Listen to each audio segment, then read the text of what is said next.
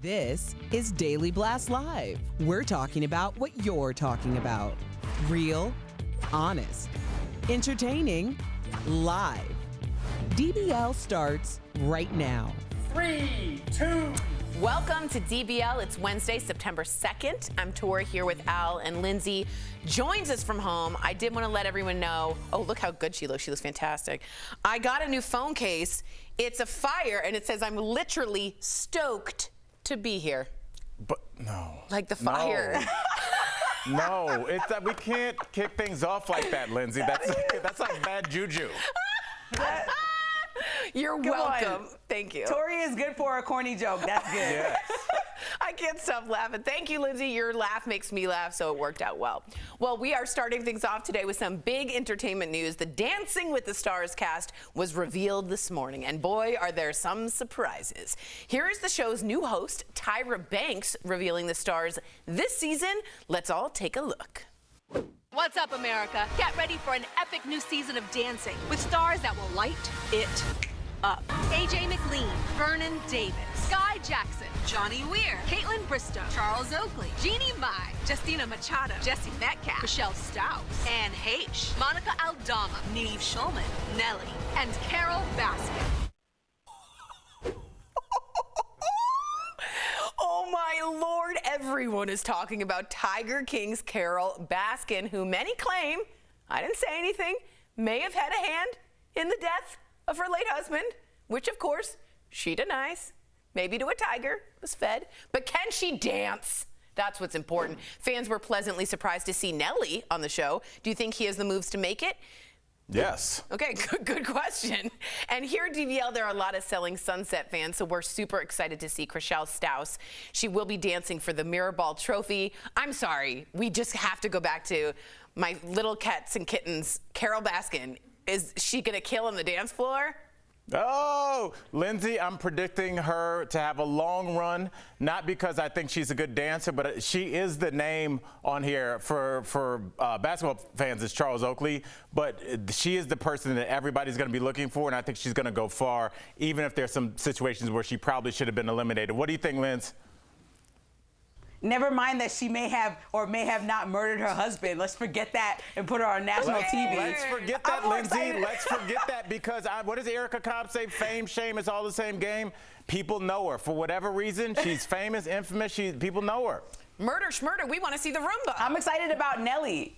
If nobody cares about Nelly, like that's like everything that I grew up on. Like I'm excited to see him dance. Lindsay, we're glad you could join us from a time machine. No, but Al, that's true. Did anyone else think Nelly was almost like too good?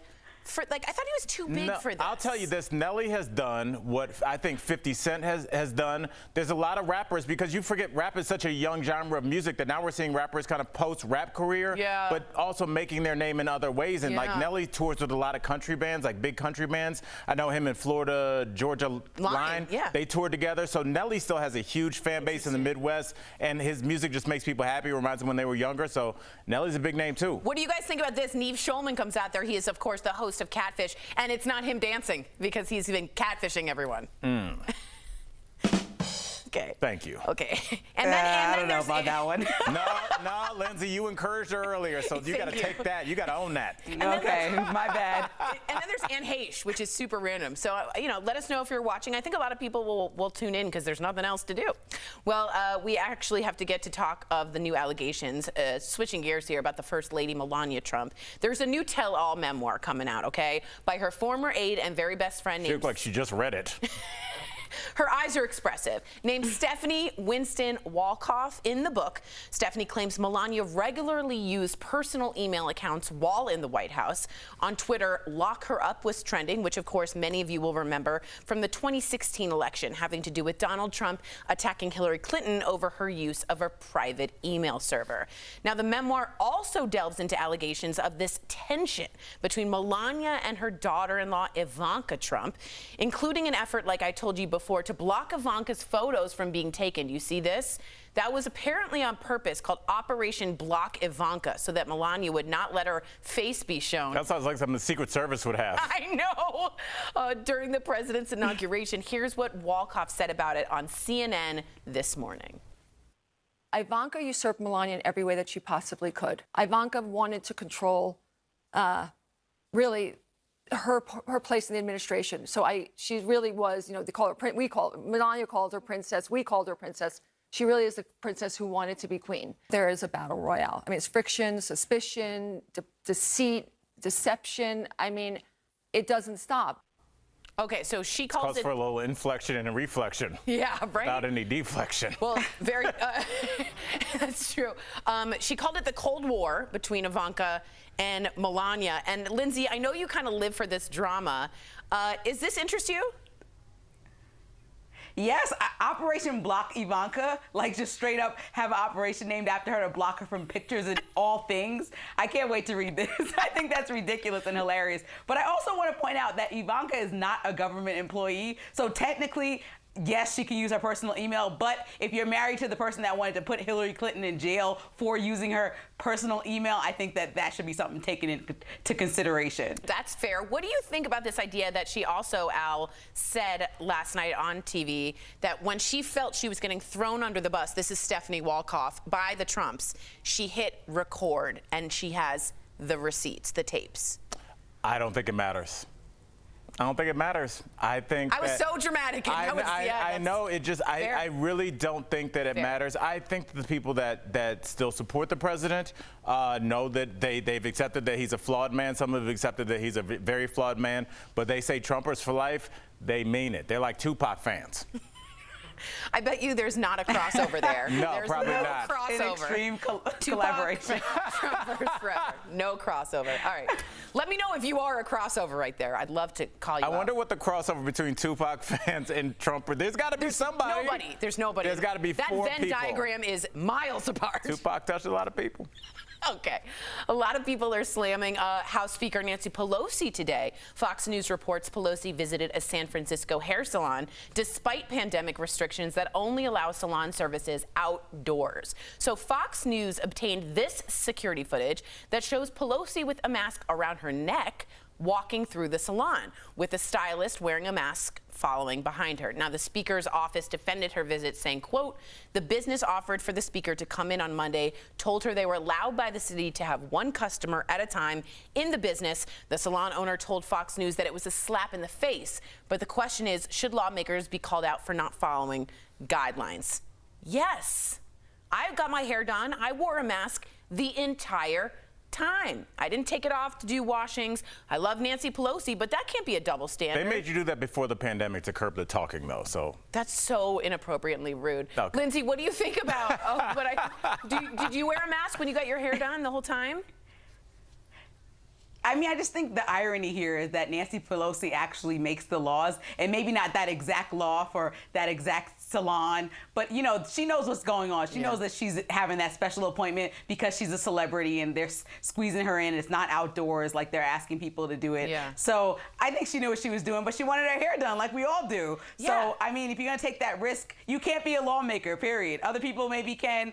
Nancy Pelosi, you can't do that. Yeah, I mean, you gotta see it from both sides. You gotta say, wear a mask on both sides, right, Al? That definitely. Yeah. And I was talking to a friend of mine's wife this weekend, and she just turned to me out of nowhere and she was like, I went and got my hair done. Like she just she didn't even open her mouth all the way, just came through her teeth like, I got my hair done. Yeah, it's just like people do want to maintain some sense of normalcy, not making any excuses for Pelosi that was wrong, but the human beings are looking for some kind of normalcy. So I do understand where it comes from. Right, exactly. Let us know. Yes, it's gotcha journalism, but it's fair to point out.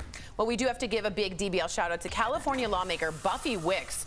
By the way, coolest name in the whole wide world. That's a great name. She just had a baby and was not allowed, I'm serious, not allowed to have someone else cast her vote in her place because she was a mother and they didn't allow that as extraordinary circumstances. So she had to bring her newborn Bringing a life into the world is Correct, Al. I'm serious. A 1-month-old to work in order to cast her vote on the assembly floor. Let's take a look at Bucky Wicks. I was actually in the middle of feeding my daughter when this bill came up. And I ran down on the floor today because I strongly believe we need to pass this bill. And Ellie agrees. So please, please, please pass this bill. And I'm going to go finish feeding my daughter. Thank you.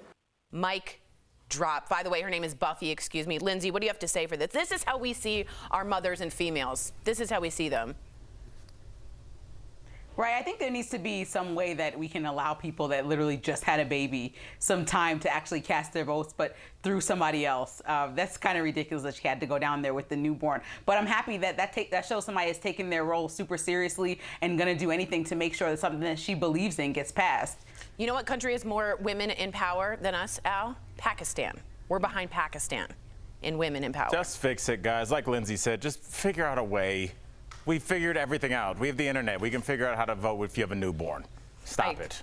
Well, listen to Al. Lindsay's talking to us from home. How do we do that? It does seem magical. Lindsay, please stick around your magical weird space. Coming up on DBL, what issues matter most to voters this year? Law and order or the coronavirus? We're sharing your DBL take.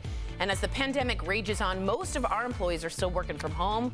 We love y'all. We can't wait to see you soon. We'll be right back.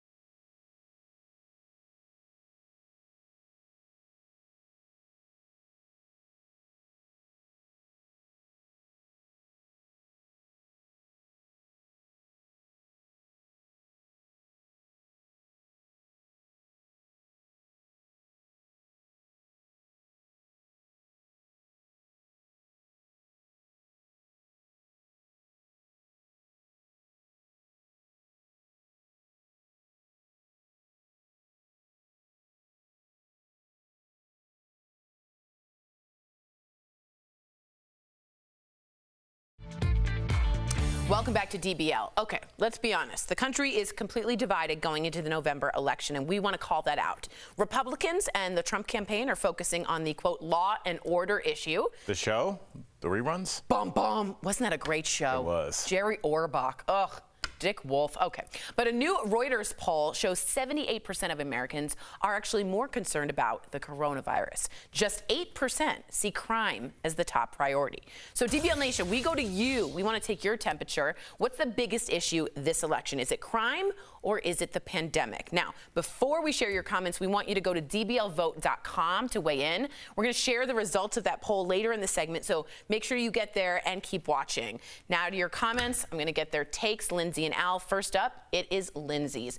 Clara from Facebook, Lindsay says, my husband has put his life on the line as a police officer for over 20 years. If you think I'm going to make law enforcement anything but a priority, think again. And that's understandable. I have an uncle that's in the police force in New York. I mean, one of the most dangerous places to be in the police force, especially when you talk about the volume of people. But I also think that, for me, if somebody doesn't put the fact that Black lives need to be saved on their ticket and actually have some actual things like I've been saying that are going to show us how you're going to dedicate time to this community that's been suffering for so long. That to me is the #1 issue, because I don't think there's a problem with police being attacked on a consistent basis as often as we're seeing as there's a problem with Black lives being attacked on a consistent basis. So if somebody doesn't make some grand statement about that, then I'm just really confused about what they're doing, because aside from coronavirus, that is the biggest issue of 2020. Fair. That's a totally fair point. Al, this next one is for you. Teddy from Twitter says there's a reason the U.S. has the highest infection and death rates of the whole world. His name is Trump. Yeah, I mean, look, however you feel about it, everybody wants to get back to some sort of sense of normalcy. And I think the hardest part is just like watching other countries start to slowly go back. And it doesn't seem like we're moving. We're still getting kind of spikes here and there. And then, you know, the CDC was taken over by other people, and now we're not getting numbers anymore. We're getting misinformation. It just seems very weird. Yeah. So I just think everybody wants normalcy to go so they can go back, get their kids in school, get back to work, and get back to some kind of thing called life, because at this point it seems like there's no end in sight. Yeah, I agree with you. Next, Iris from Twitter says, it's absolutely infuriating that anyone in the right mind would choose to prioritize anything but the health and safety of Americans. I've lost someone to COVID-19, and I blame this administration. Lindsay, what do you have to say quick on this one? Oh, COVID is serious. I think people need to, our response has been largely sloppy. I think that we need to figure it out. We can't go into this winter and flu season with more people dying and then an uptick once again. And so I think that, yes, we need to protect people. I lost people from COVID, and I think that is a serious matter. And as we get more lax and casual moving around and not wearing masks, we have to take it seriously, which is why we just said, Nancy Pelosi, wear that mask, because you are leading our country, and we need to look at you and see somebody who's taking it seriously and really enacting things to save our lives. Totally well said. We're 4% of the world's population. We have 25% of the deaths of coronavirus. Let's take a look at our poll results. We have 84% of you saying the pandemic is what worries you, about 16% for crime. Thank you for writing in. Always do so. Coming up on DBL, meet a man who's proving it's never too late to be yourself. This is one of my favorite interviews I've ever done. He tells us why he came out as gay at 90 by accident.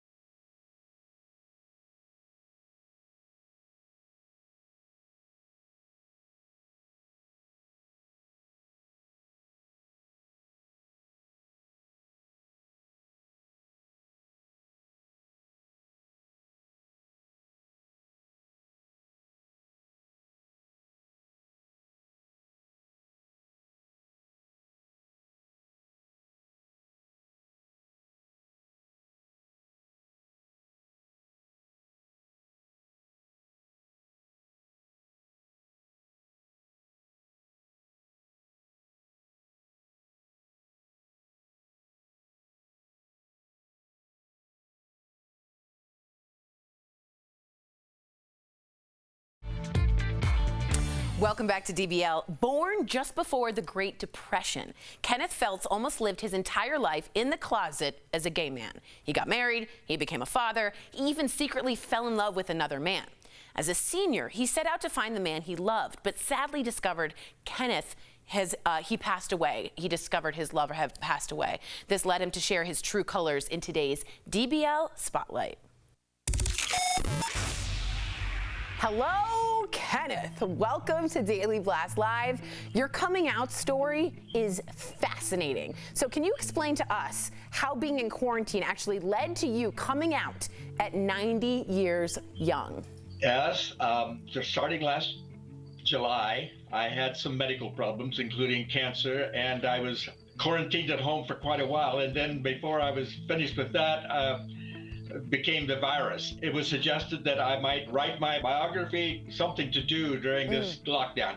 And as I moved along, I brought up many old memories, and some of them pretty painful. One day, my daughter was talking to me, and I just blurted out to her, totally out of the blue, that I wish I had never left Philip. She had no idea who Philip was, and that's when I had to start explaining to her what it was, because I had planned to go to my grave carrying my alter ego with me. Wow. But I had to explain to it, and she was very receptive of the time I had back in 1957 and 58 with Philip in California. So after I came out to her, then I decided I'd come out to my friends, and I posted on Facebook to my friends, I thought, that I was coming out. Unfortunately, I hit the public page too, and it went everywhere. I mean, it went all over the globe. I got messages from every country there is, I think. That is the best mistake you ever made. I want to kind of just get a little personal here. What for you, Ken, was the hardest part about being in the closet for so long, about hiding Philip and that entire alter ego? What do you think was the hardest part for you? The hardest part was having to always check myself. Yeah. Like even wearing clothing, I had to make sure that I was being conservative, because I was afraid if I dressed in bright colors, people would think I was gay, and I didn't want to come out. Same thing happened with anything else I do. I wouldn't go to a gay movie. I wouldn't buy a gay book. Wow. Anything that might make other people think I was gay, I had to avoid. The biggest thing on coming out was the freedom. I can do all those things now. So I heard you celebrated your first Pride this year as an openly gay man. Mazel tov, congratulations. But most Pride events were canceled due to the pandemic. Were you still able to make it special for yourself? I did. They had a 5K race. This race right here. Ooh. Even though I use a walker, I decided to enter the race in order to raise funds for the BLGT Center. I raised just under $1,000 in contributions for the center. As a community, we're still together. Wow. You have so much freedom, as you said, but it comes with doing good and taking action for others, and it's so lovely. Right now, Kenneth, there are people that are in the closet right now watching, and I just want you to look in the camera and tell us, what would you say to someone who might be afraid for all of those reasons to come out? I found that the world is just full of people who will love you if you let them know who you really are, and you tell them what you want to be, and then they just grab you and hug you. It's great. That's unbelievable. I gotta say, I love this story, and I'm so glad you hit the wrong button, Mr. Felt. I'm so glad you hit the wrong button. It's such a move I would have made. Thank you so much for sharing your story with us, Kenneth. Please stay safe, and please stay full of pride and color. We love it. We'll be right back. Thank you.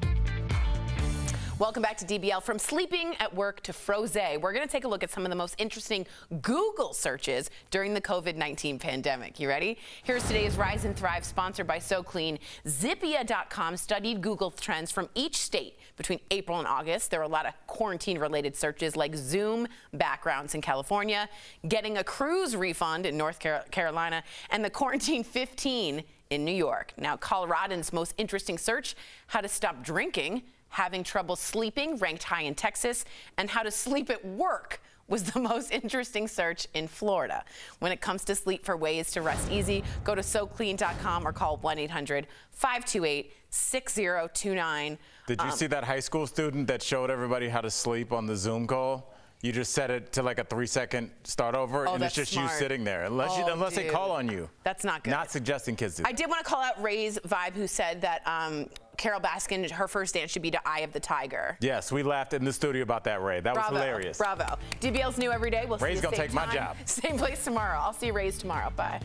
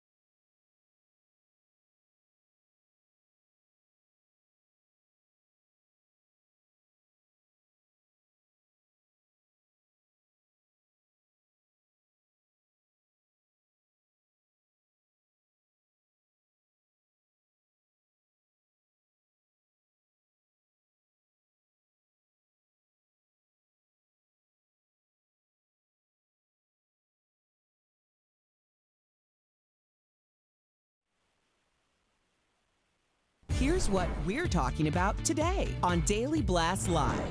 Dancing with the Stars' wild new cast. Tiger King's Carol Baskin, a Selling Sunset star, a Backstreet Boy. With Tyra now in charge, are you gonna tune in?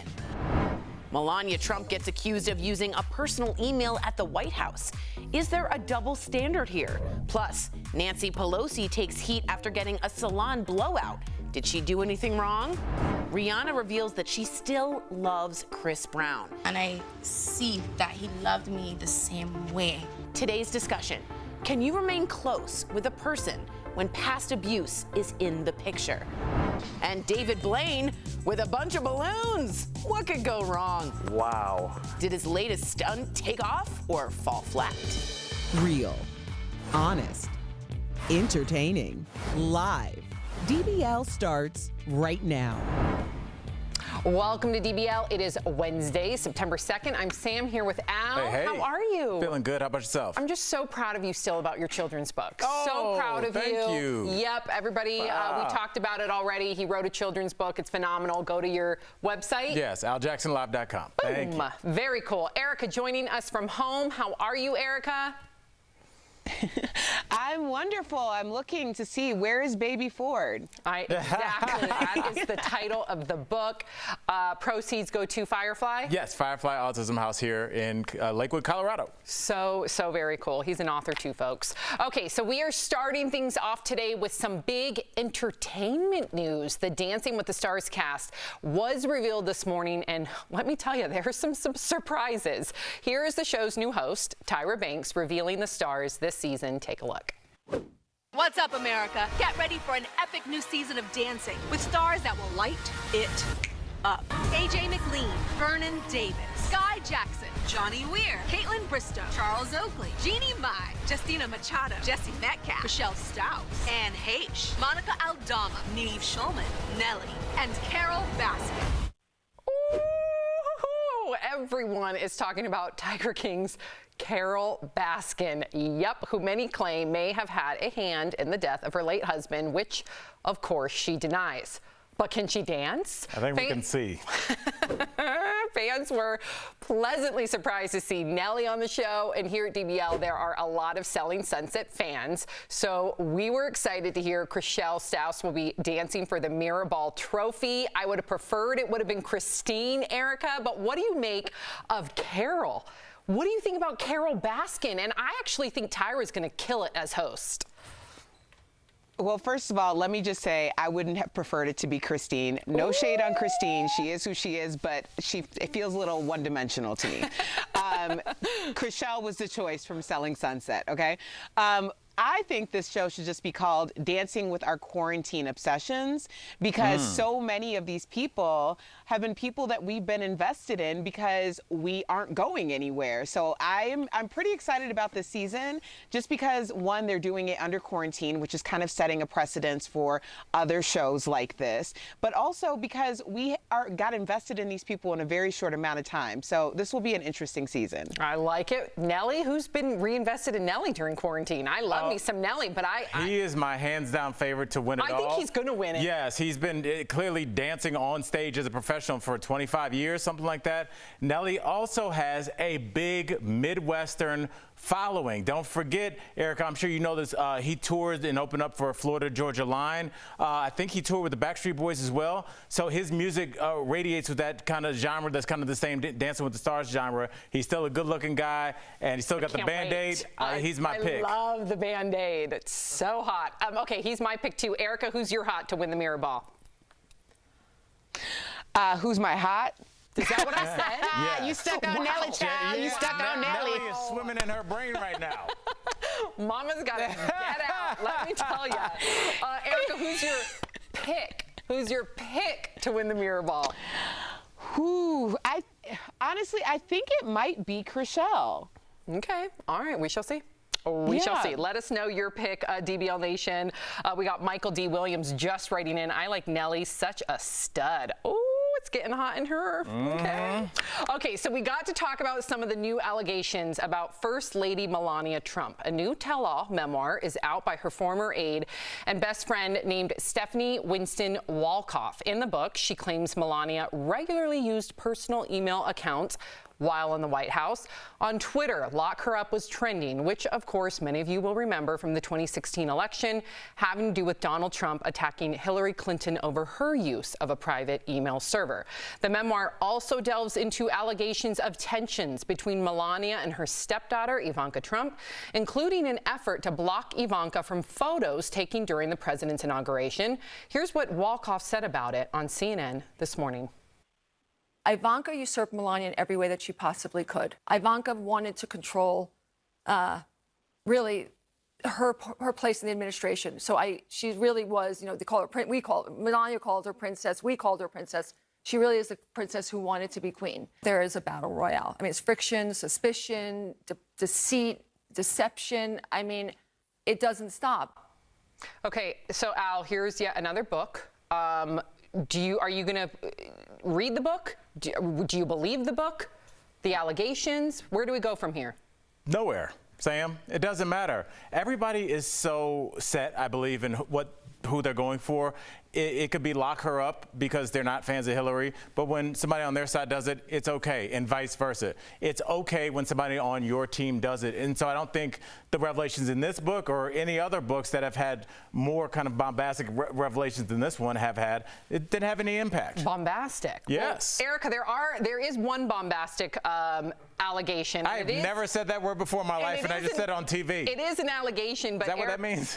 I don't know, but it does have to do with an investigation and the misusing of the funds during the inauguration, which she was a part of, the former aide, and that's her biggest claim of the book. But Erica, again, I mean, she claims to have receipts, meaning she claims that she has recordings, Erica, but we don't know until we actually hear those recordings, and until then, for me, it's just more hearsay. I need to hear something concrete.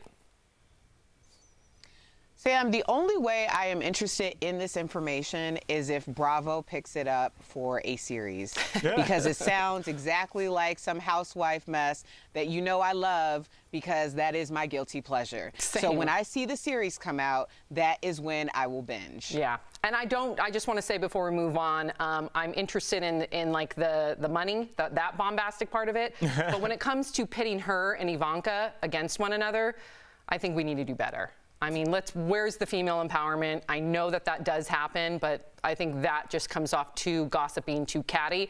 Although, Erica, I'm a bit hypocritical because I love me some housewives. I was about to say, isn't that love me some housewives. Isn't that the show premise? It's different in the White House for me. It's different when it comes to the White House. Powerful women that are at each other's thing. But that's what the stakes are that make people want to watch it. It doesn't matter. That's the first family. I think that gossip should be separate.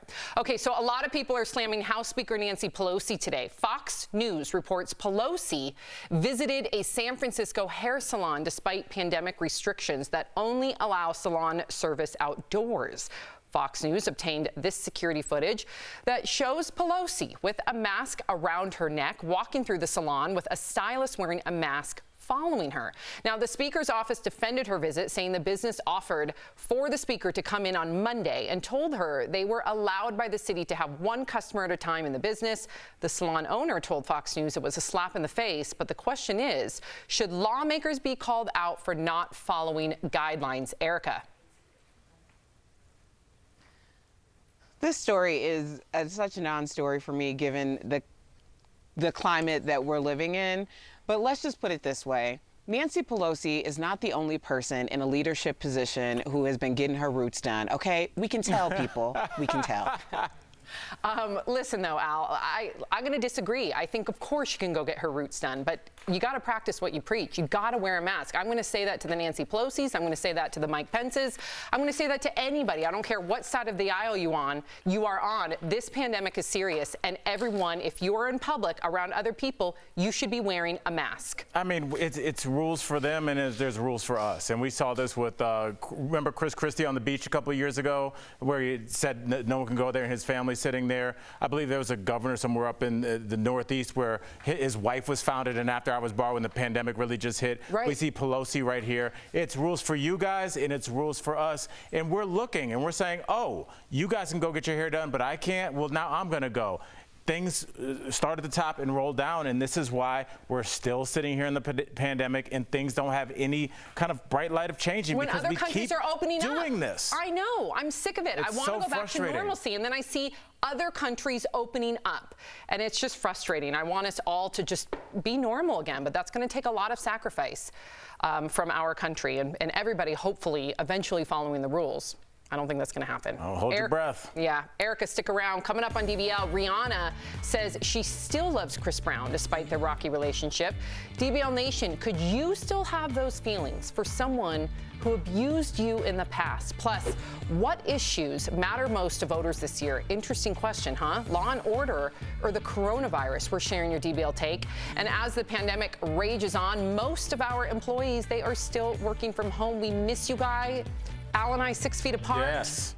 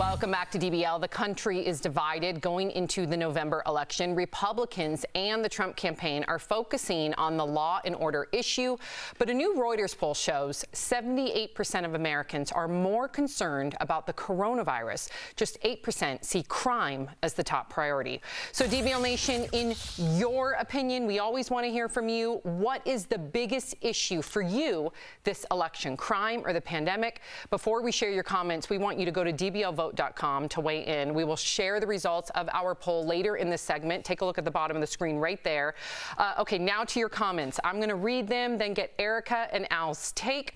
Erica, here is the first comment. Clara from Facebook says, my husband has put his life on the line as a police officer for over 20 years. If you think I'm going to make law enforcement anything but a priority, think again. And I respect what Clara has to say. I mean, obviously, people are voting from what affects them and their families intimately. In terms of if crime or if coronavirus is the number one, I would say that at least household burglaries are down because we're all at home because of coronavirus. There you go. All right, here's the next comment. Teddy from Twitter says, there's a reason the U.S. has the highest infection and death rates of the whole world. His name is Trump. You know, I don't even want to say Trump's name because it just is so polarizing, but there's something going on. We just covered Pelosi not wearing her mask. We've talked about Trump and the weird information coming. Where's Dr. Fauci? We don't know what we're doing. We have no plan. And I think a lot of voters are frustrated just like that gentleman. Well, Dr. Fauci had to get his throat worked on. Okay. You didn't know that? Yeah, but I haven't seen him in months. Well, he was on the Today Show this morning. Okay. I watched. Besides this morning. Sorry. I didn't know the Today Show was required viewing. I know. I just didn't want you to think he was like holed up in a cave somewhere. No, I know he had a procedure. Yeah, his procedure. Yes, his procedure is healed. He is better. He's back. All right. Just wanted to give you that update. We're live, folks. Okay, Erica. Arturo from Twitter says all the Democrat-run cities are a mess. They're crime-ridden and on fire, all because of rioters. This is all we should be caring about right now.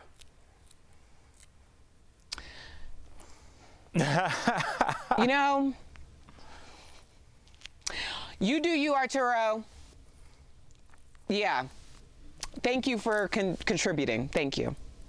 All right, next, Iris from Twitter says, it's absolutely infuriating that anyone in their right mind would choose to prioritize anything but the health and safety of Americans. I've lost someone to COVID-19, and I blame this administration.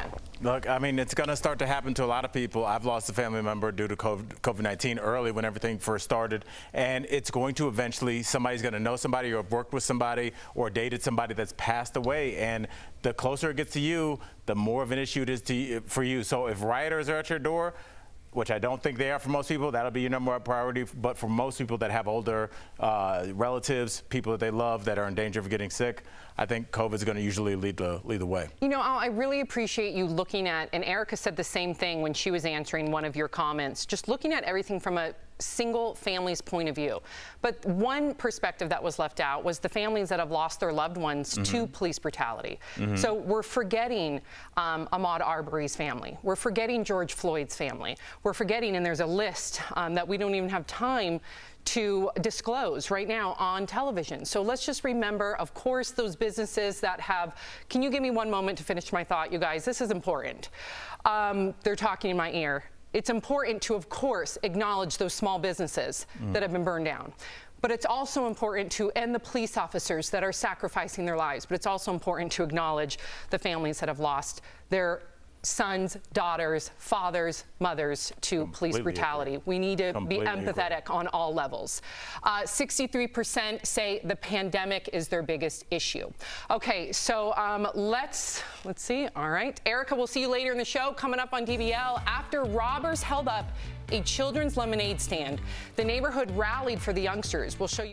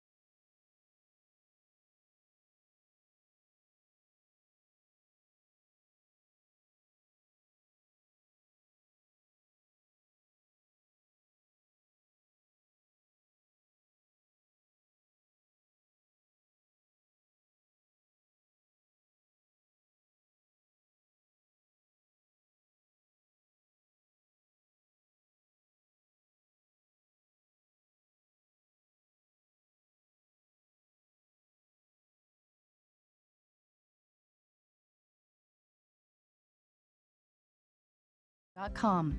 The Bucks got your back.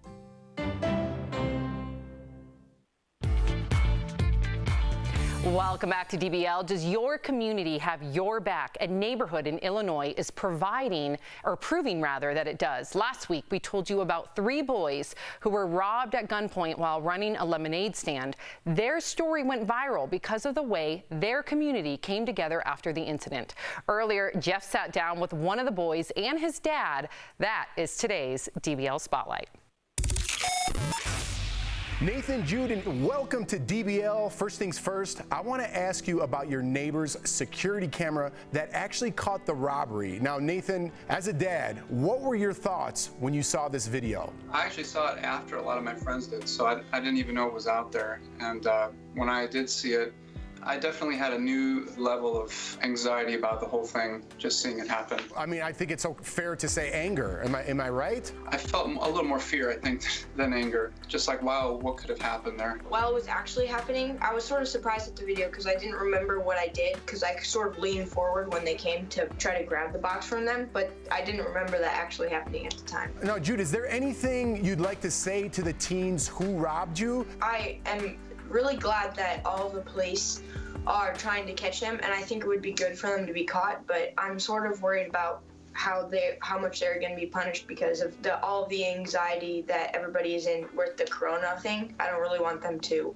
do anything terrible to them. You're wiser than your years, and I think that's a testament to your father, who I pointed out I'd be angry, and he pointed out that it's a little more fearful. So I need to take a page out of your guys' notebook. Great job as a family. Now, your story went viral because of the way your community came together after the robbery. Can you tell us about some of the acts of kindness that went through your community?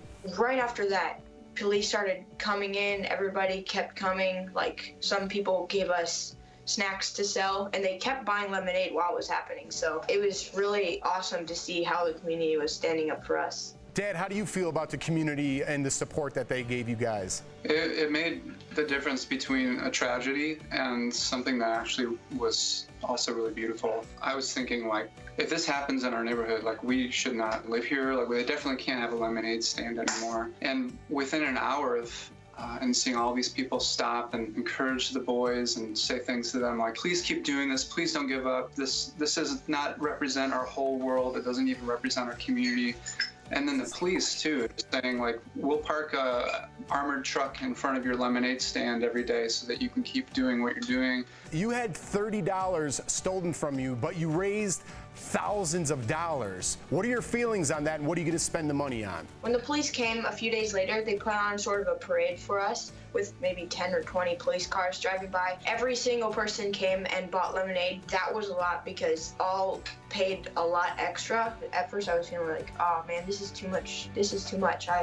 We only got $30 stolen from us. But then I was thinking about it, and everyone is giving a little bit, and it's building up to something huge. And they needed to do that because that's how they support their own community right now. To find some ways that they can invest the money, ultimately it really encourages and feeds back into the community. Absolutely. And in the end, it's not even about the money. It's terrible what happened to you guys, but that you turned it into a positive and have a sense of community and family. Well, guys, thank you so much. It's been a pleasure, and I'm glad you turned tragedy into a happy ending. So Nathan, Jude, thank you guys so much for joining us here on DBL.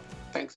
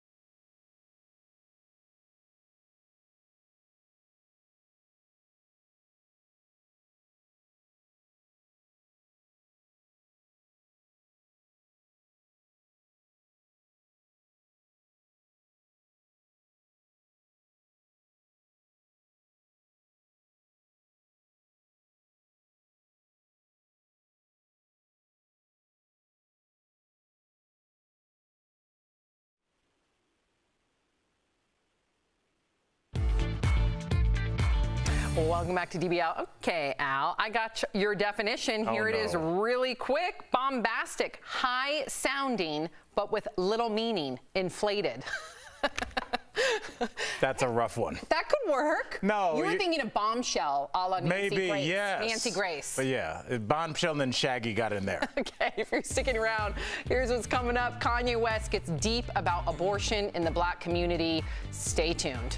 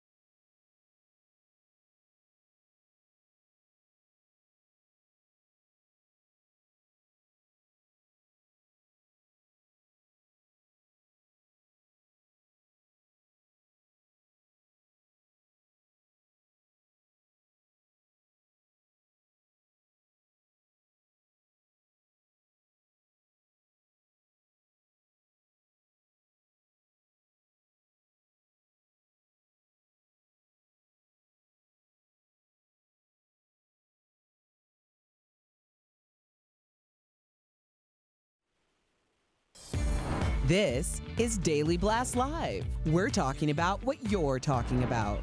Real, honest, entertaining, live. DBL starts right now. 3, 2. Welcome to DBL. I'm Sam here with Al. Erica joining us from home. So first things first, in the beginning of the show, we teased the story regarding Chris Brown and Rihanna talking to Oprah about still loving Chris Brown. Well, a lot of media outlets were fooled by this, thinking that they were new comments. They're actually comments from 2012. We just discovered that. That just came to light. So we're not going to be doing that story. Wanted to clear that up. Let's move on. One of the best things about being live. Yeah, and we always keep it real with our viewers. Illusionist David Blaine pulled off another death-defying stunt this morning in what looked like a scene from the movie Up. Yeah, David took to the sky, attached to 52 helium-filled balloons, and floated over a desert in Arizona. David Which one of those has his ego in it? Aw. David ended up reaching 24,900 feet.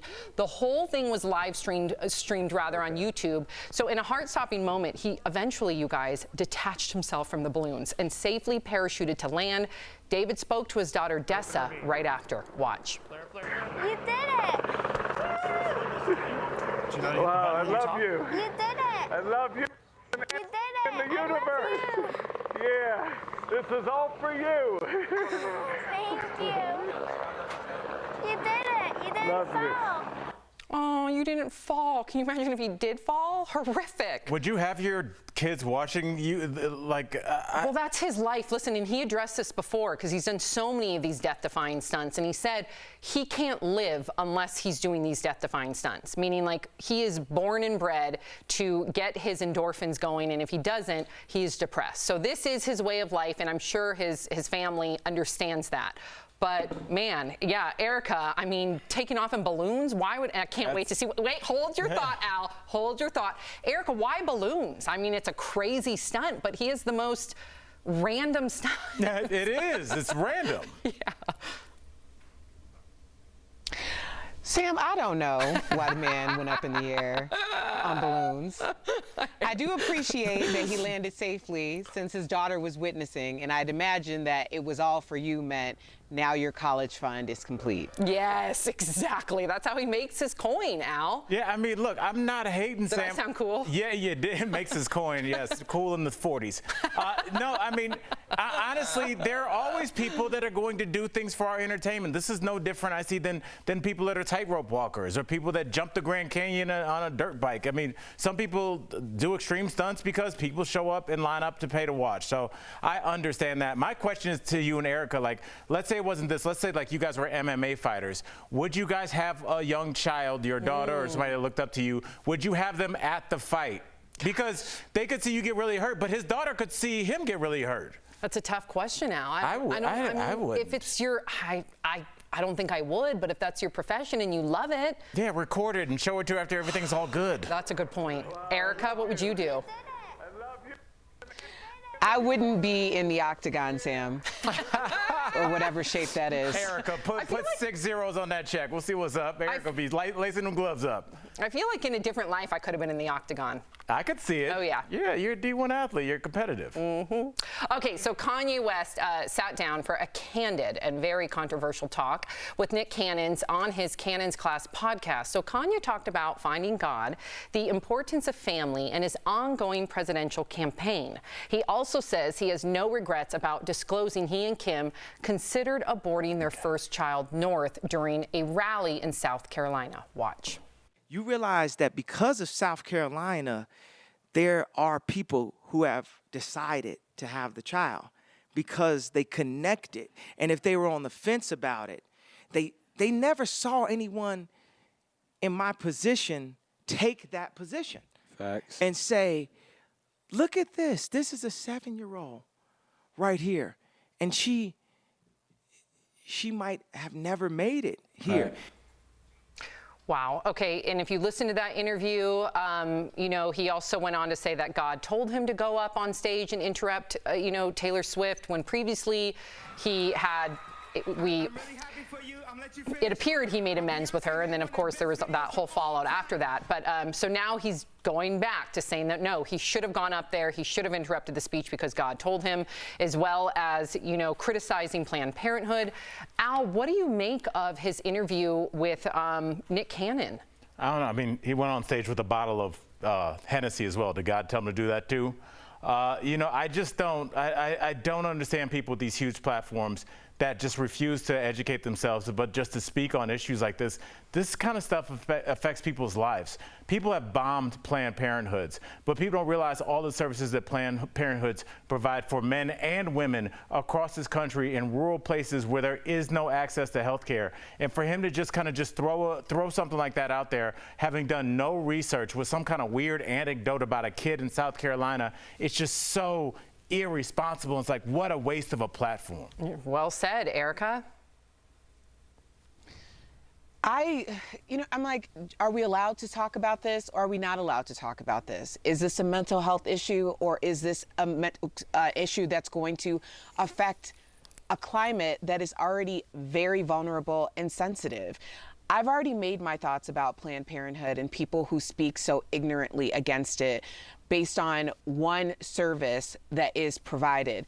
My question to Kanye would be, what about the people who went ahead and decided to have this child? Have you followed up with them about the reasons why they were on the fence? Because what were the reasons why you were on the fence? Someone who has all the resources in the world in order to raise a child. So there must have been a reason for that conversation, just like there might have been a reason for that ambiguous family in South Carolina. And are you providing said resources in order for them to do and have everything that they need in order to have this child and give them the life that they need?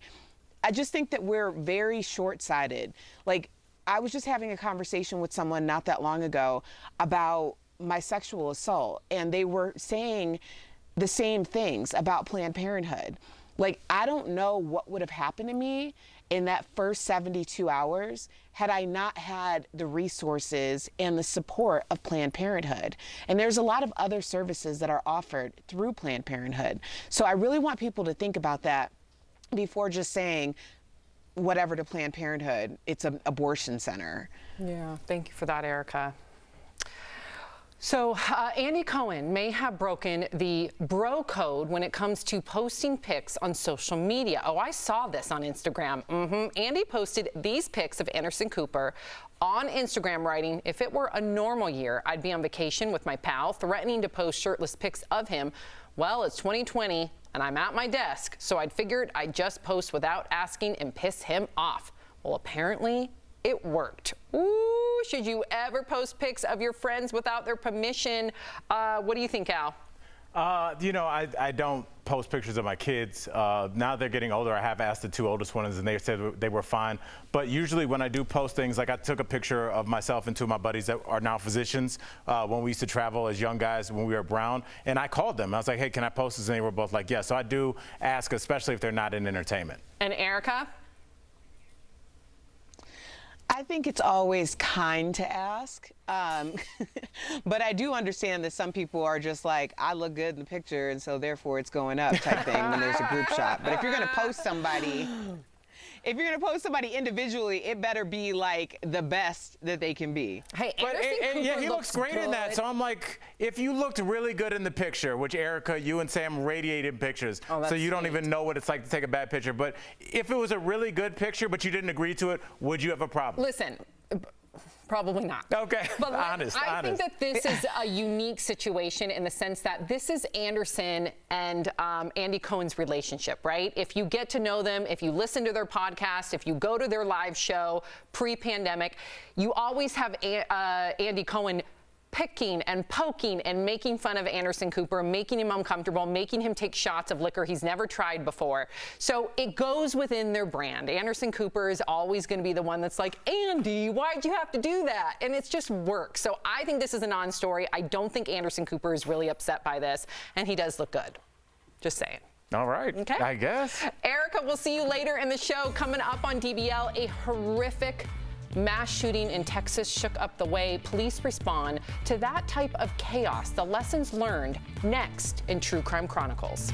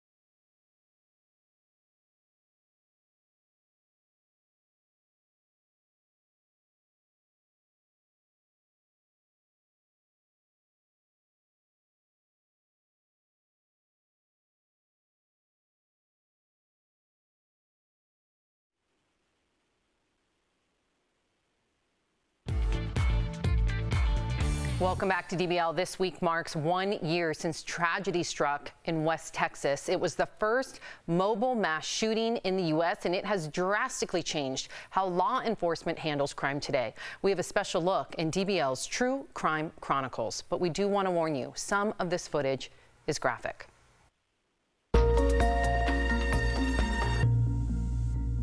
We have an active shooter on the interstate westbound. It was an hour of pure chaos. Things were moving so quickly, changing so rapidly. It all started with a routine traffic stop. A Texas state trooper pulled over 36-year-old Seth Atour.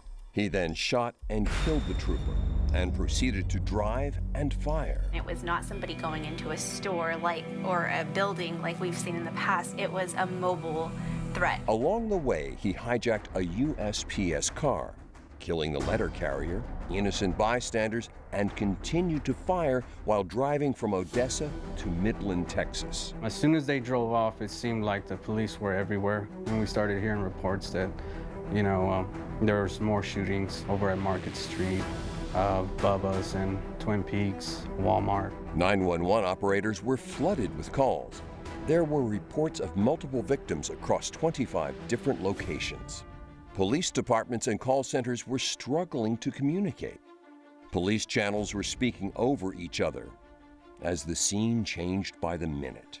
The problem here was that mobility, and it occurred over a much longer period of time. Officers were initially unsure if the shootings were related or where to respond. 7 people died and 25 were hurt. They weren't able to stop the bad guy with a gun this time until he murdered my brother, and I don't want this to happen again. Officers eventually caught up with Seth outside a movie theater in Odessa, where they shot and killed him. An hour of pure chaos for families. I never thought it was going to happen to mine until it did.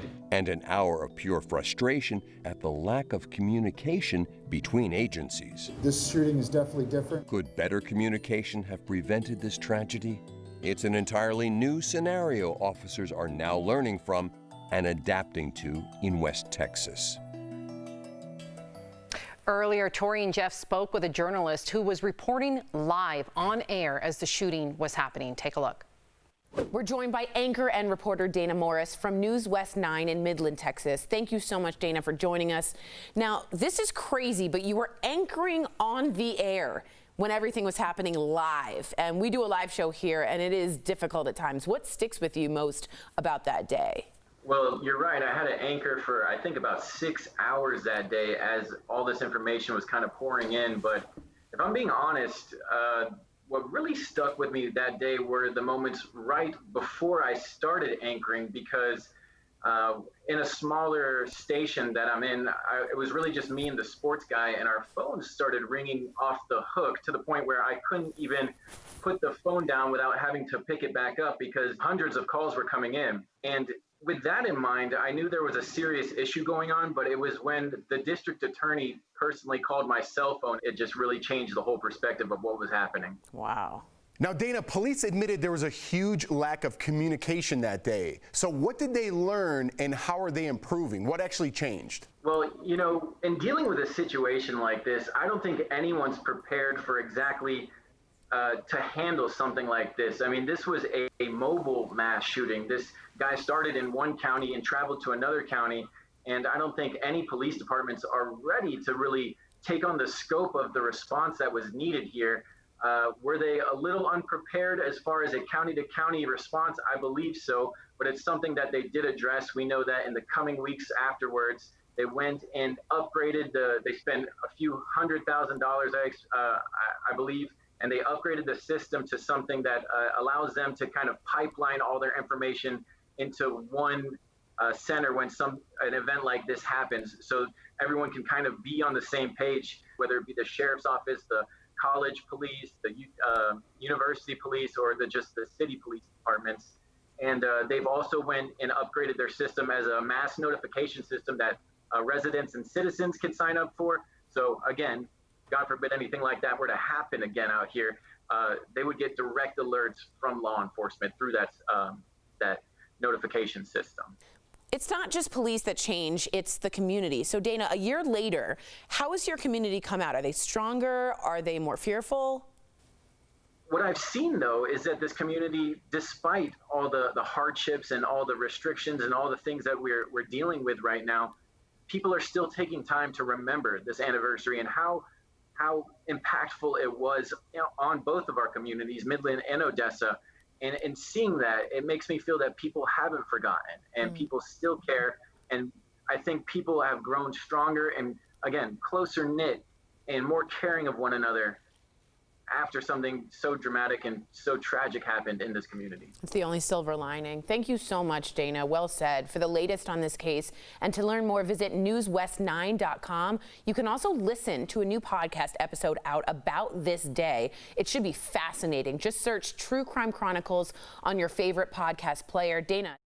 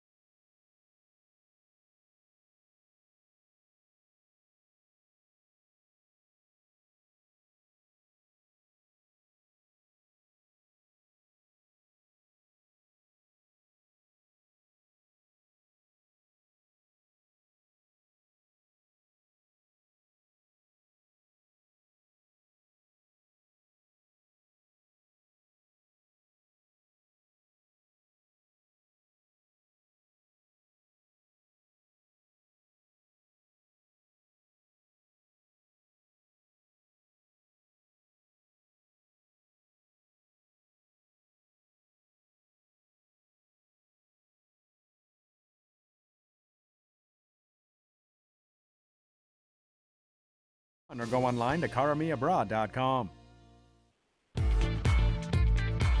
Welcome back to DBL. From sleeping at work to Frosé. We're taking a look at some of the most interesting Google searches during the COVID-19 pandemic. Here is today's Rise and Thrive, sponsored by SoClean. So Zippia.com studied Google trends from each state between April and August. There were a lot of quarantine-related searches, like getting a cruise refund in North Carolina. In New York, their most interesting search was quarantine 15. When it came to sleep, having trouble sleeping ranked high in Texas. And how to sleep at work was the most interesting search in Florida. When it comes to sleep, for ways to rest easy, go to SoClean.com or call 1-800-528-6029. What do you think that maybe maybe just you might have to just kind of think about it for a moment. I'll start with you, Al. Do you think that you searched something over and over during the pandemic that plagued you, or no? It was the refund thing really got me because, Sam, I go to a lot of sporting events and a lot of concerts. So how to get your money back from Ticketmaster, and it was a long process, and there was ways to do it, but there are certain things like that, because you're not going to be going out for a while. Good point, Erica. Was there anything that you continued to try to Google during the pandemic? Not so much Google, more DoorDash. I know. How much DoorDash until they cancel my account? Exactly. I'm trying to think what I did. I think I was with you. I was looking for refunds. I still haven't figured out how to get my furlough. Right. Sorry, Chris. Yeah. Sam is so honest. You can. I can't. It's been like 2 months, and I can't get my furlough. So I have so much empathy for everybody out there that's even. Thank God I have a job. The people out there that are on unemployment, I call unemployment. Oh, yeah, we can make an appointment to talk to you on the phone November 5th. It's crazy. November 5th? How are people supposed to live? I'm lucky I have a job. I think those are the things that people should Google. Is like, what are the next steps? What do I do now? Because a lot of people are Googling that, so a lot of people are answering that question. So do it, and hopefully you can find some good information. Oh, man, I hope everybody's okay out there. We'll be right back. Promotional consideration is brought to you by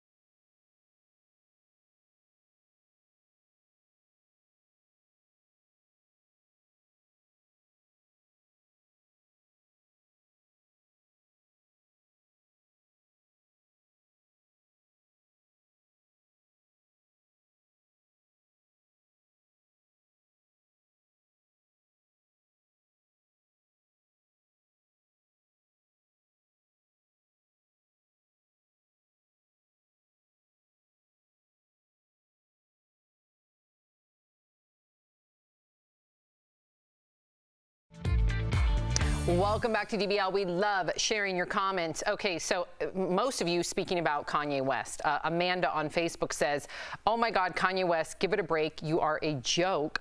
Kathy on Facebook, love that response regarding Kanye and Planned Parenthood. Carol on Facebook, Kanye needs a sweater that ties in the sleeves. Parentheses, straight jacket.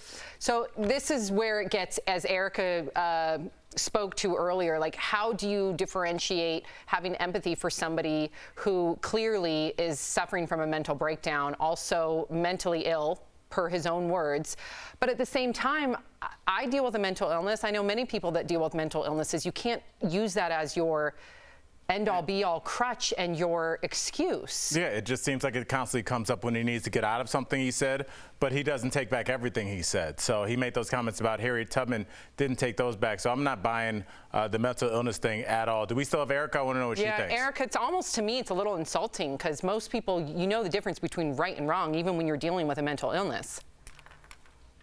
Right. I don't want to paint the picture that people who are dealing with mental illnesses say things that are irresponsible on public platforms to millions of people and continue to do it without any ramifications. That's something different. Yeah, I agree. Well, great show today. Thank you, Erica. Thank you, Al. DBL is new every day. Thank you. We'll see you tomorrow. Same time, same place. Have a great day, guys. Bye-bye.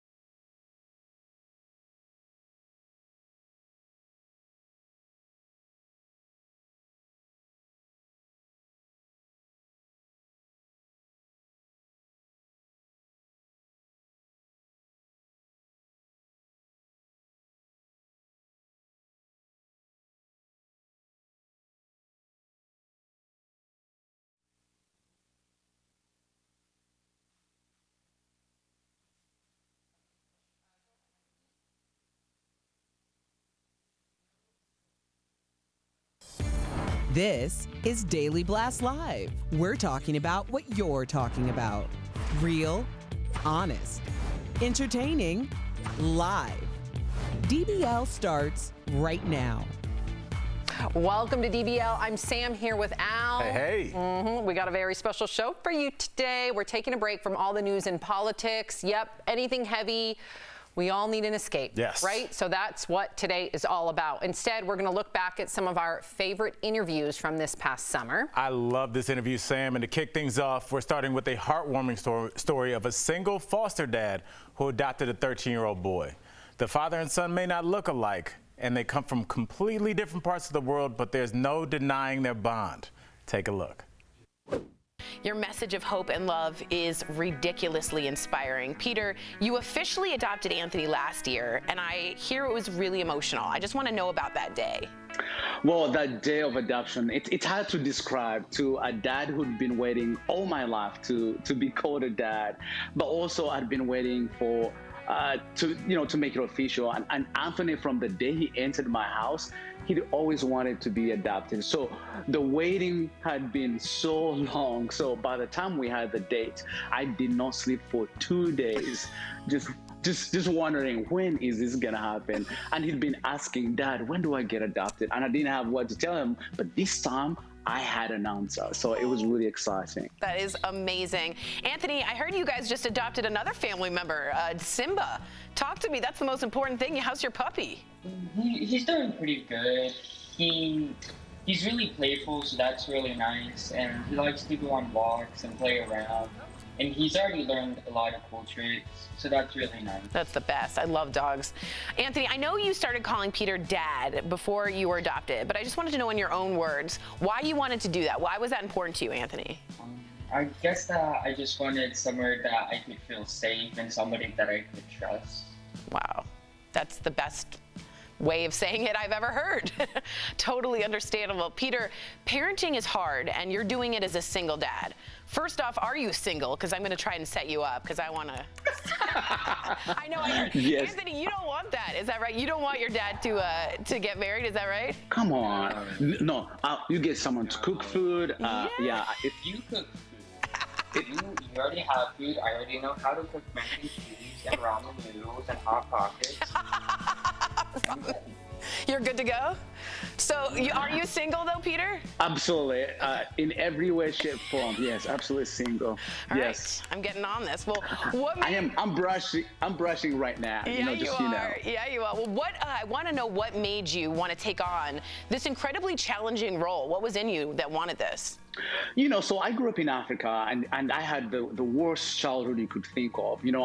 As a street kid, someone rescued me. So, as I got older, and I also got resources and a home, that I wanted to do the same. So for me, it was more of, it is my responsibility. It is my opportunity to take part and change the life of another child within my community. And that's why I signed up. And I really wanted to make a change, at least for one. I could not take them all, but at least one. At least one. Wow. Now you guys got me crying. What are you doing to me, Peter and Anthony? Stop it. I learned this in Swahili, Mungu akubariki, which means God bless you in Swahili. You are from Uganda. I just want to say thank you for everything.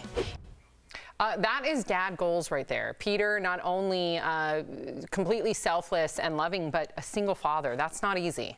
Not only a single father, but Sam, he completely changed the trajectory of somebody's life. I know. Like his life will be different because he's in it. And that's all, to make an impact like that, you're playing with house money at that point. You won. I wonder if he's still single.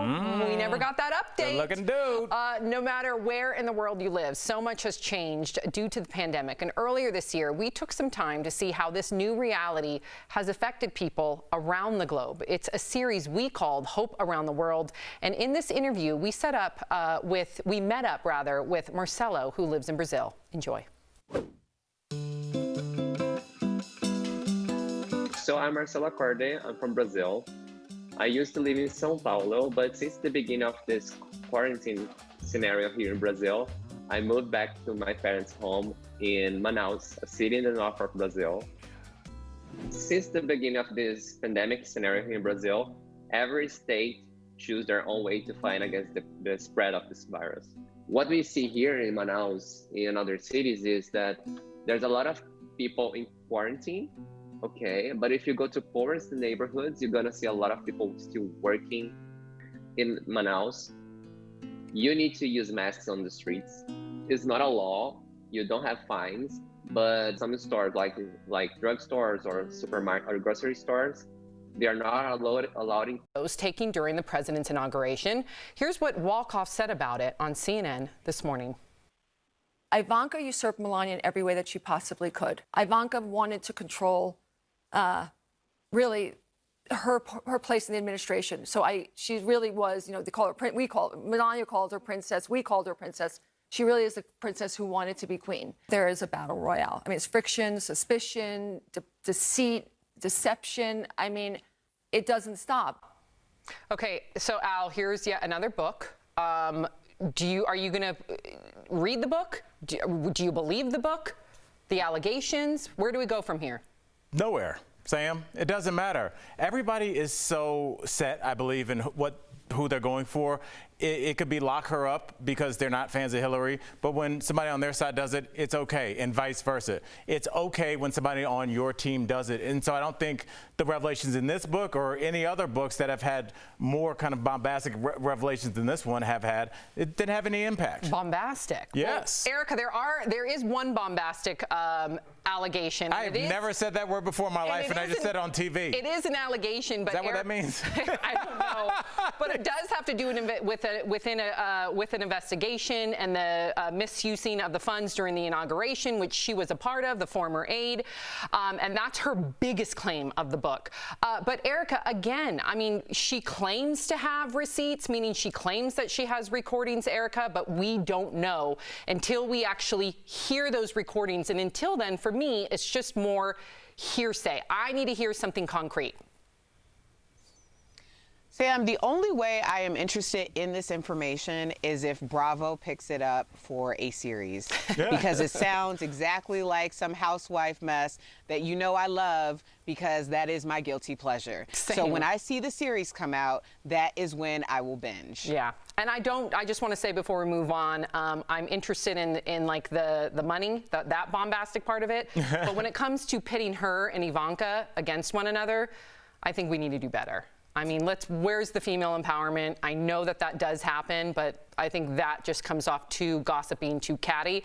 Although, Erica, I'm a bit hypocritical because I love me some housewives. I was about to say, isn't that love me some housewives. Isn't that the show premise? It's different in the White House for me. It's different when it comes to the White House. Powerful women that are at each other's. But that's what the stakes are that make people want to watch it. It doesn't matter. That's the first family. I think that gossip should be separate. Okay, so a lot of people are slamming House Speaker Nancy Pelosi today. Fox News reports Pelosi visited a San Francisco hair salon despite pandemic restrictions that only allow salon service outdoors. Fox News obtained this security footage that shows Pelosi with a mask around her neck walking through the salon with a stylist wearing a mask following her. Now, the Speaker's office defended her visit, saying the business offered for the Speaker to come in on Monday and told her they were allowed by the city to have one customer at a time in the business. The salon owner told Fox News it was a slap in the face, but the question is, should lawmakers be called out for not following guidelines? Erica. This story is such a non-story for me, given the climate that we're living in. But let's just put it this way. Nancy Pelosi is not the only person in a leadership position who has been getting her roots done, okay? We can tell, people. We can tell. Listen, though, Al, I'm going to disagree. I think, of course, you can go get her roots done, but you got to practice what you preach. You got to wear a mask. I'm going to say that to the Nancy Pelosi's. I'm going to say that to the Mike Pence's. I'm going to say that to anybody. I don't care what side of the aisle you are on. This pandemic is serious, and everyone, if you're in public around other people, you should be wearing a mask. I mean, it's rules for them, and there's rules for us. And we saw this with, remember Chris Christie on the beach a couple of years ago, where he said no one can go there, and his family sitting there. I believe there was a governor somewhere up in the Northeast where his wife was found in an after-hours bar when the pandemic really just hit. Right. We see Pelosi right here. It's rules for you guys, and it's rules for us. And we're looking, and we're saying, oh, you guys can go get your hair done, but I can't. Well, now I'm going to go. Things start at the top and roll down, and this is why we're still sitting here in the pandemic, and things don't have any kind of bright light of changing when because other we countries keep are opening doing up. this. I know. I'm sick of it. It's I want so to go back to frustrating. normalcy, and then I see other countries opening up, and it's just frustrating. I want us all to just be normal again, but that's going to take a lot of sacrifice from our country and everybody, hopefully, eventually following the rules. I don't think that's going to happen. Oh, hold your breath. Yeah. Erica, stick around. Coming up on DBL, Rihanna says she still loves Chris Brown despite their rocky relationship. DBL Nation, could you still have those feelings for someone who abused you in the past? Plus, what issues matter most to voters this year? Interesting question, huh? Law and order or the coronavirus? We're sharing your DBL take. And as the pandemic rages on, most of our employees, they are still working from home. We miss you guys. Al and I 6 feet apart. Yes. We can't thank you all enough. We'll be right back. This is a Smile.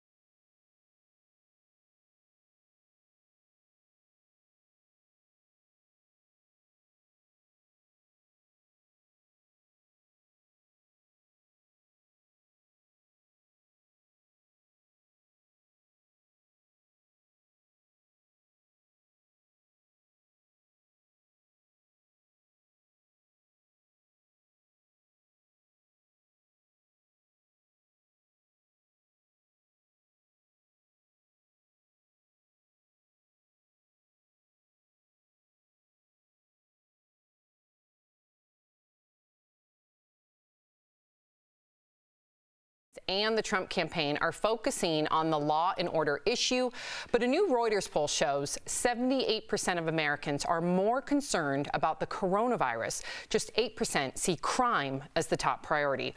So DBL Nation, in your opinion, we always want to hear from you. What is the biggest issue for you this election, crime or the pandemic?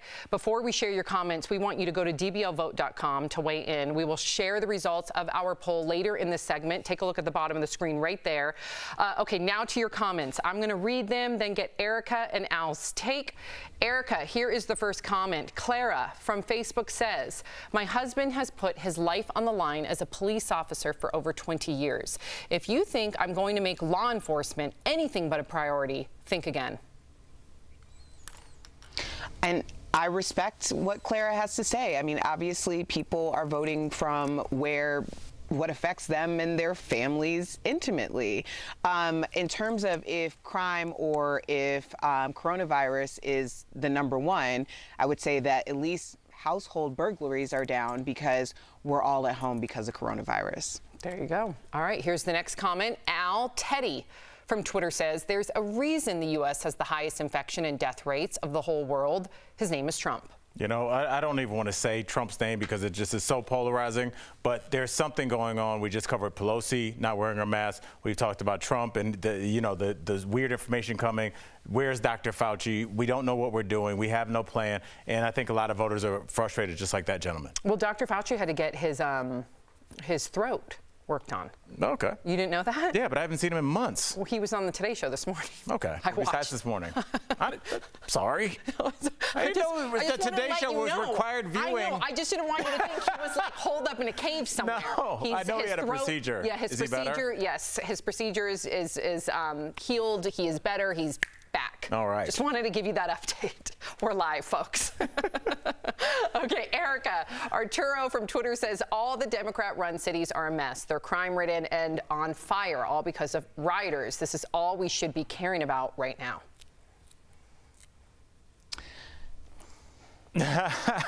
You know, you do you, Arturo. Yeah. Thank you for contributing. Thank you. All right, next, Iris from Twitter says, it's absolutely infuriating that anyone in their right mind would choose to prioritize anything but the health and safety of Americans. I've lost someone to COVID-19, and I blame this administration.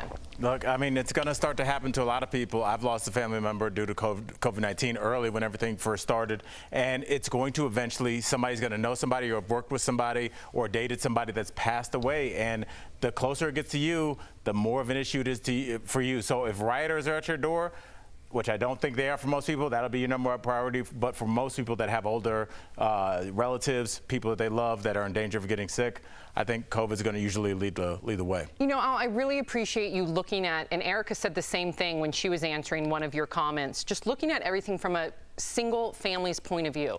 But one perspective that was left out was the families that have lost their loved ones to police brutality. So we're forgetting Ahmaud Arbery's family. We're forgetting George Floyd's family. We're forgetting, and there's a list that we don't even have time to disclose right now on television. So let's just remember, of course, those businesses that have, can you give me one moment to finish my thought, you guys? This is important. They're talking in my ear. It's important to, of course, acknowledge those small businesses that have been burned down.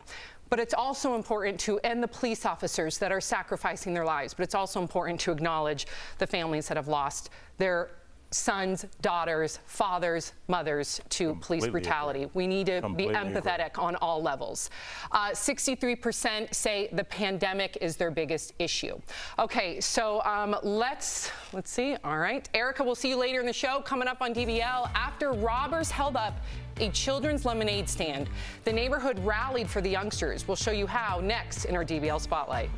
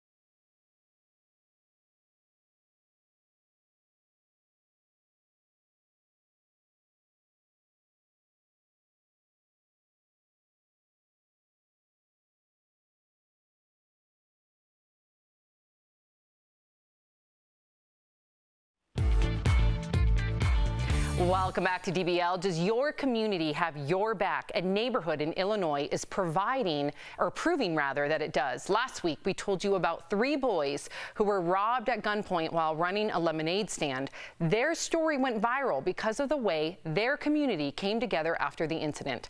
Earlier, Jeff sat down with one of the boys and his dad. That is today's DBL Spotlight. Nathan, Jude, and welcome to DBL. First things first, I want to ask you about your neighbor's security camera that actually caught the robbery. Now, Nathan, as a dad, what were your thoughts when you saw this video? I actually saw it after a lot of my friends did, so I didn't even know it was out there. And when I did see it, I definitely had a new level of anxiety about the whole thing, just seeing it happen. I mean, I think it's so fair to say anger. Am I right? I felt a little more fear, I think, than anger. Just like, wow, what could have happened there? While it was actually happening, I was sort of surprised at the video because I didn't remember what I did because I sort of leaned forward when they came to try to grab the box from them, but I didn't remember that actually happening at the time. Now, Jude, is there anything you'd like to say to the teens who robbed you? I am really glad that all of the police are trying to catch them, and I think it would be good for them to be caught, but I'm sort of worried about how much they're going to be punished because of all the anxiety that everybody is in with the corona thing. I don't really want them to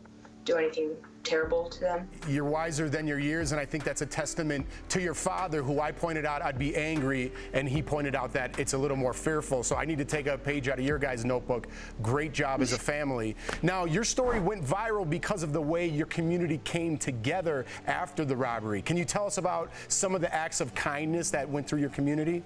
Right after that, police started coming in. Everybody kept coming. Like, some people gave us snacks to sell, and they kept buying lemonade while it was happening. So it was really awesome to see how the community was standing up for us. Dad, how do you feel about the community and the support that they gave you guys? It made the difference between a tragedy and something that actually was also really beautiful. I was thinking, like, if this happens in our neighborhood, like, we should not live here. Like, we definitely can't have a lemonade stand anymore. And within an hour of and seeing all these people stop and encourage the boys and say things to them like, please keep doing this, please don't give up. This does not represent our whole world. It doesn't even represent our community. And then the police too, saying like, we'll park a armored truck in front of your lemonade stand every day so that you can keep doing what you're doing. You had $30 stolen from you, but you raised thousands of dollars. What are your feelings on that, and what are you going to spend the money on? When the police came a few days later, they put on sort of a parade for us with maybe 10 or 20 police cars driving by. Every single person came and bought lemonade. That was a lot because all paid a lot extra. At first I was feeling like, oh man, this is too much. This is too much.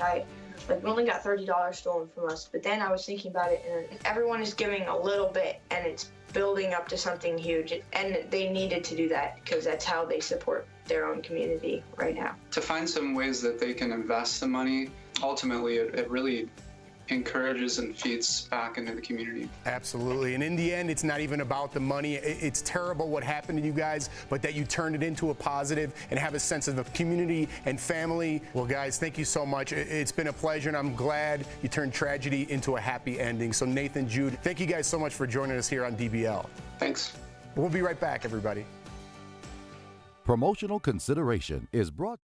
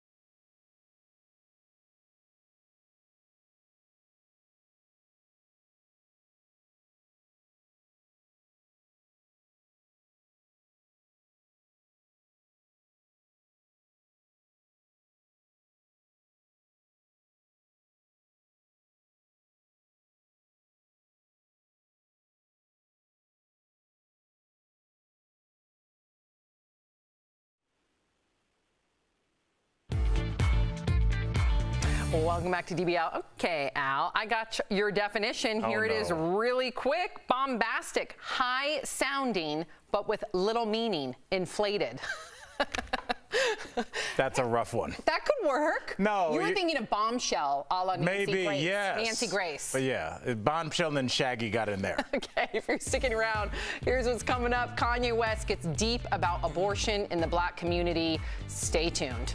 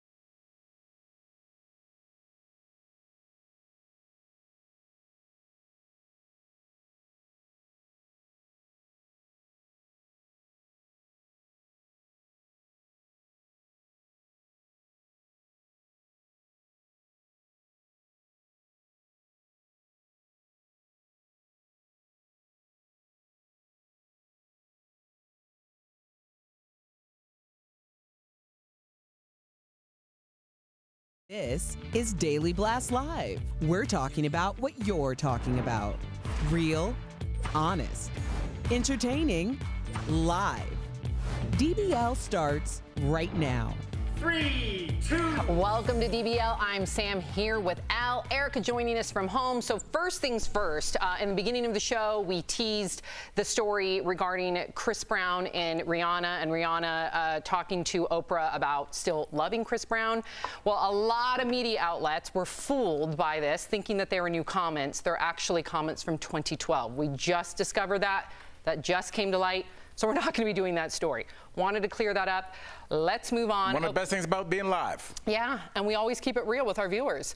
Illusionist David Blaine pulled off another death-defying stunt this morning in what looked like a scene from the movie Up. Yeah, David took to the sky, attached to 52 helium-filled balloons, and floated over a desert in Arizona.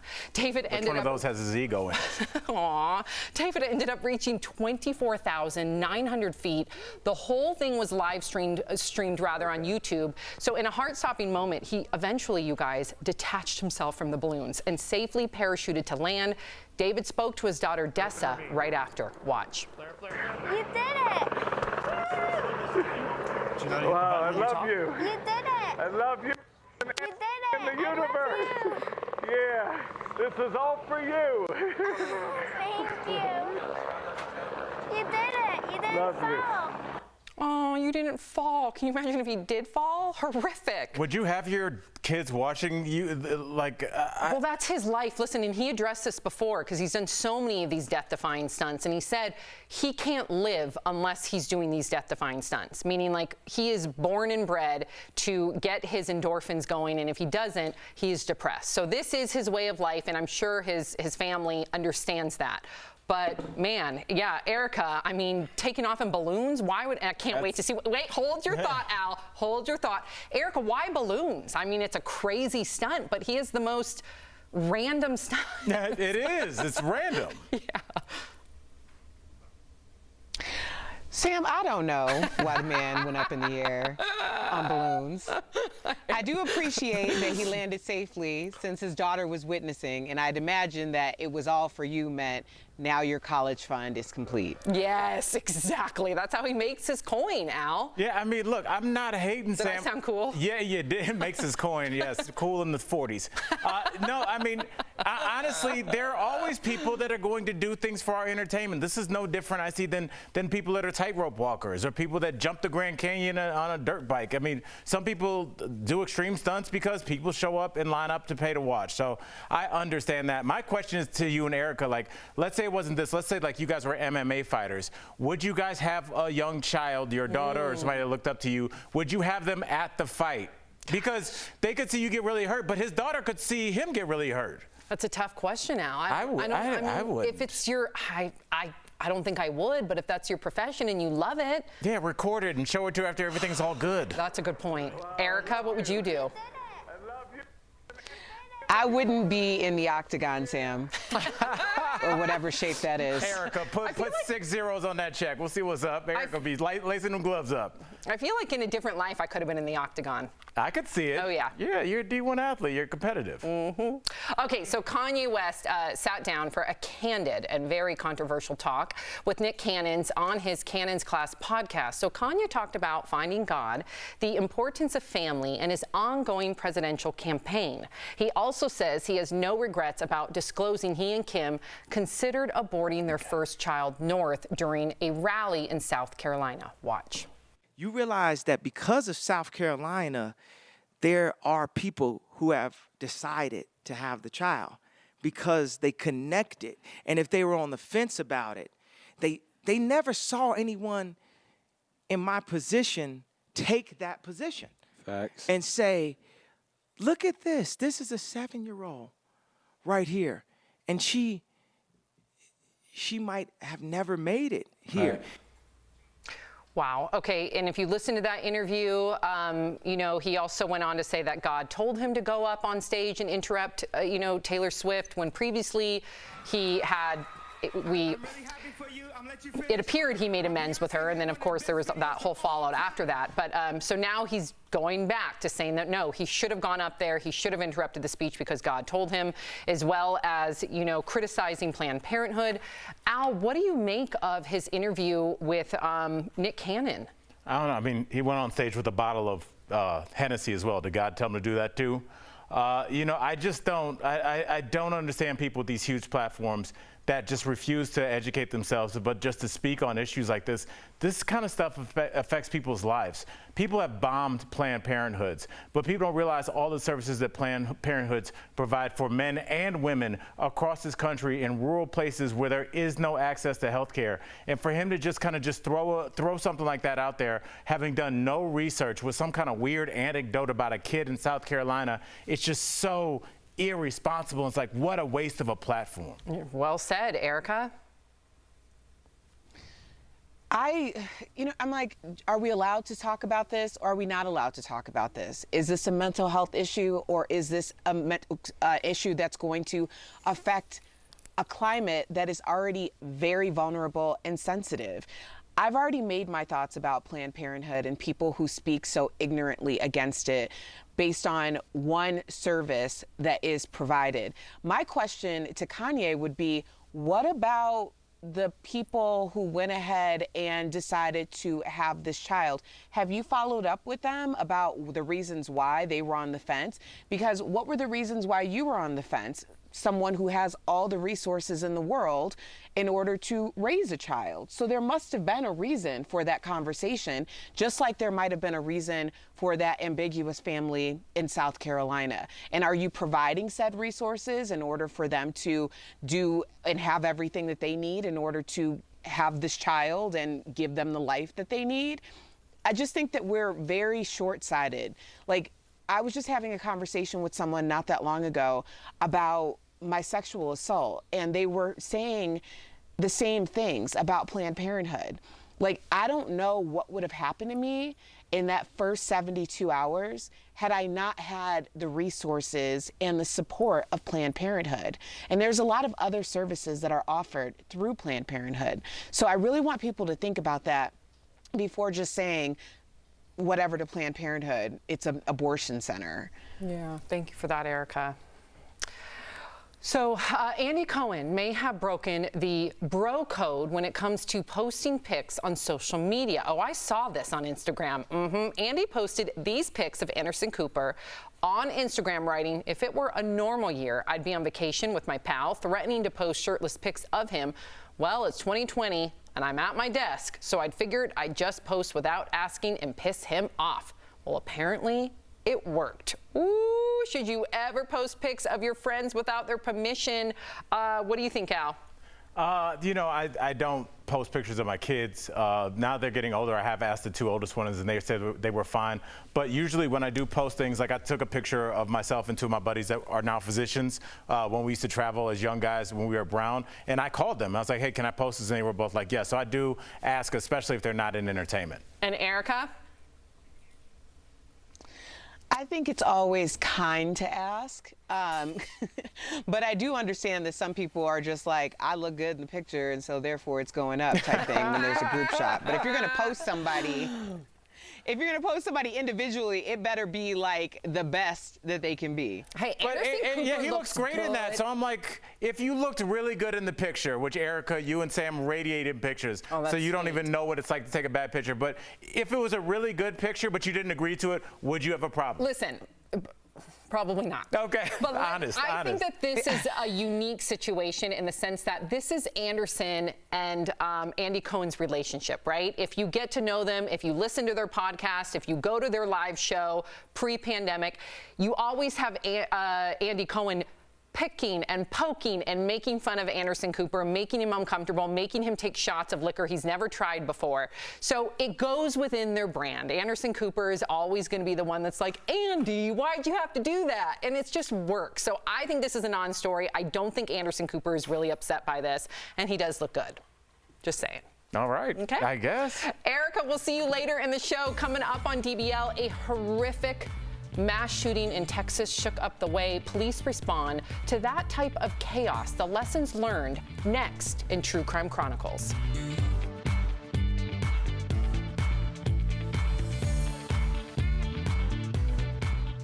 Closed captioning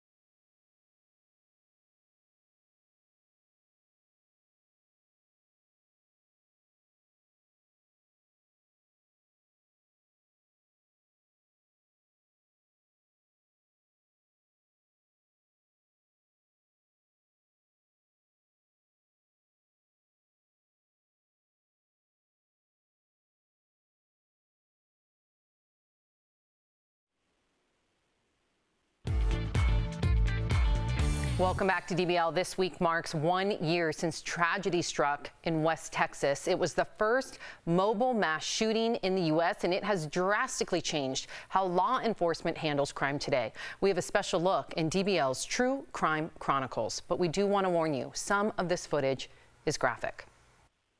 We have an active shooter on the interstate westbound. It was an hour of pure chaos. Things were moving so quickly, changing so rapidly. It all started with a routine traffic stop. A Texas state trooper pulled over 36-year-old Seth Atour.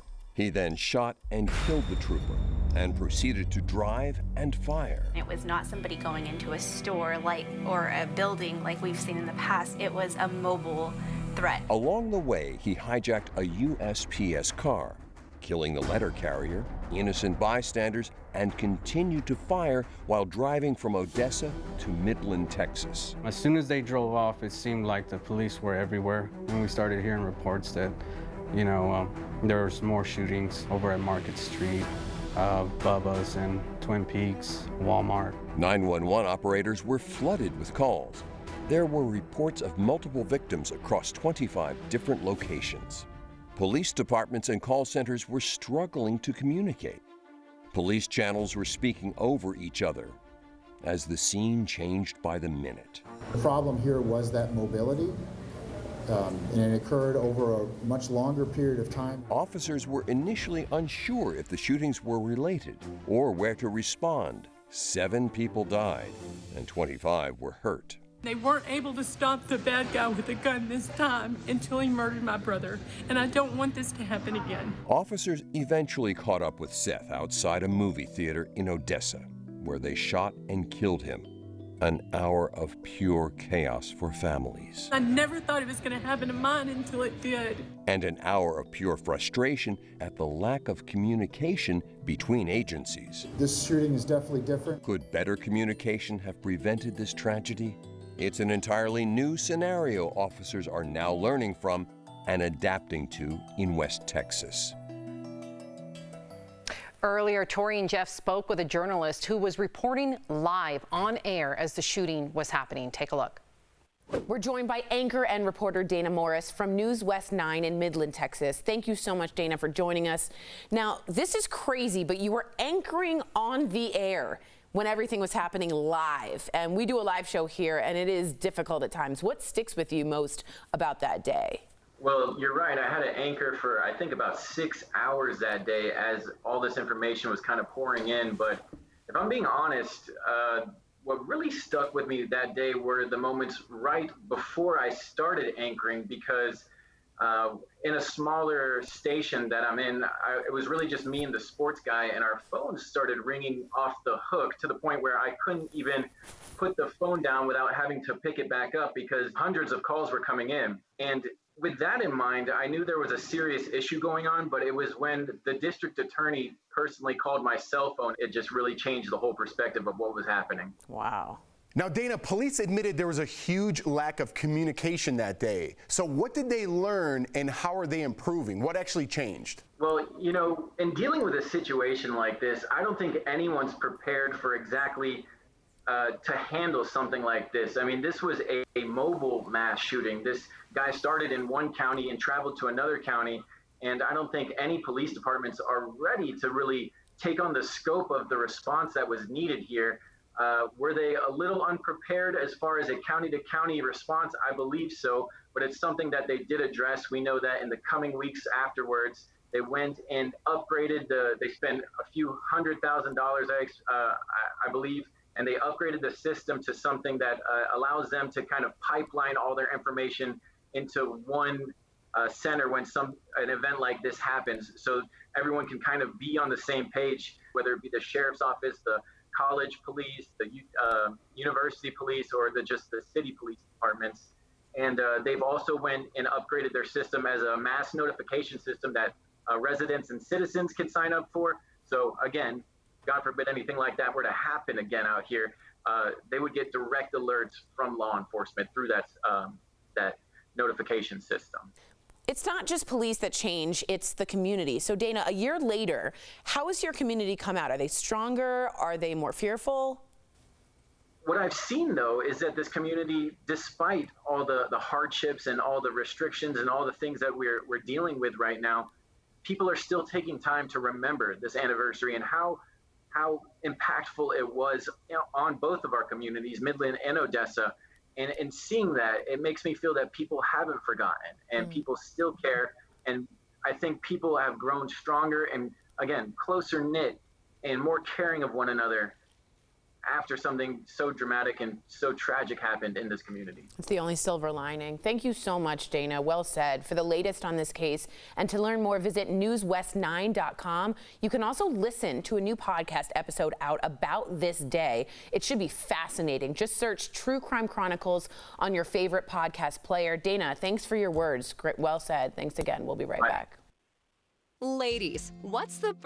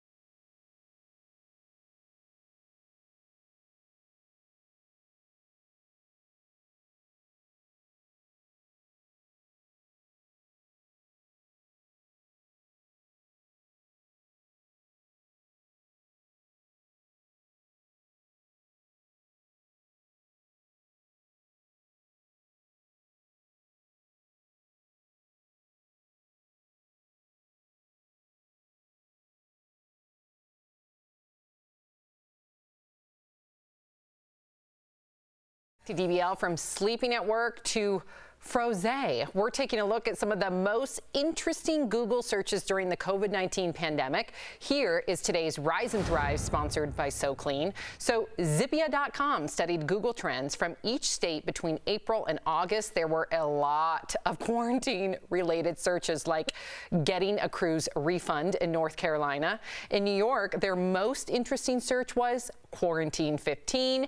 When it came to sleep, having trouble sleeping ranked high in Texas. And how to sleep at work was the most interesting search in Florida. When it comes to sleep, for ways to rest easy, go to SoClean.com or call 1-800-528-6029. What do you think that maybe maybe just you might have to just kind of think about it for a moment. I'll start with you, Al.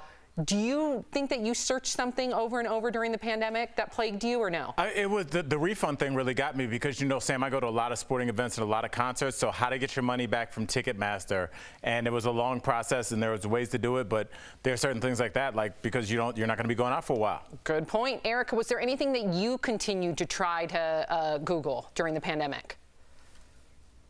Not so much Google, more DoorDash. I know. How much DoorDash until they cancel my account? Exactly. I'm trying to think what I did. I think I was with you. I was looking for refunds. I still haven't figured out how to get my furlough. Right. Sorry, Chris. Yeah. Sam is so honest. You can. I can't. It's been like 2 months, and It's I the can't best. get my furlough. So I have so much empathy for everybody out there that's even. Thank God I have a job. The people out there that are on unemployment, I call unemployment. Oh, yeah, we can make an appointment to talk to you on the phone November 5th. It's crazy. November 5th? How are people supposed to live? I'm lucky I have a job. I think those are the things that people should Google. Is like, what are the next steps? What do I do now? Because a lot of people are Googling that, so a lot of people are answering that question. So do it, and hopefully you can find some good information. Oh, man, I hope everybody's okay out there. We'll be right back. Promotional consideration is brought to you by... Are you over the age of 50 and considering buying an annuity in the next 6?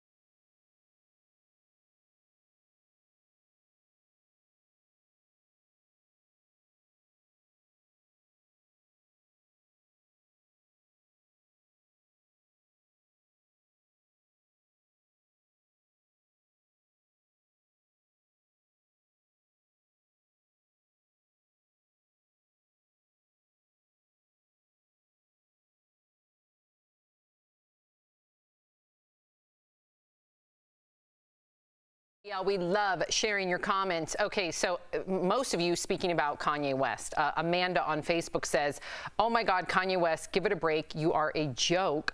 Kathy on Facebook, love that response regarding Kanye and Planned Parenthood. Carol on Facebook, Kanye needs a sweater that ties in the sleeves, parentheses, straight jacket.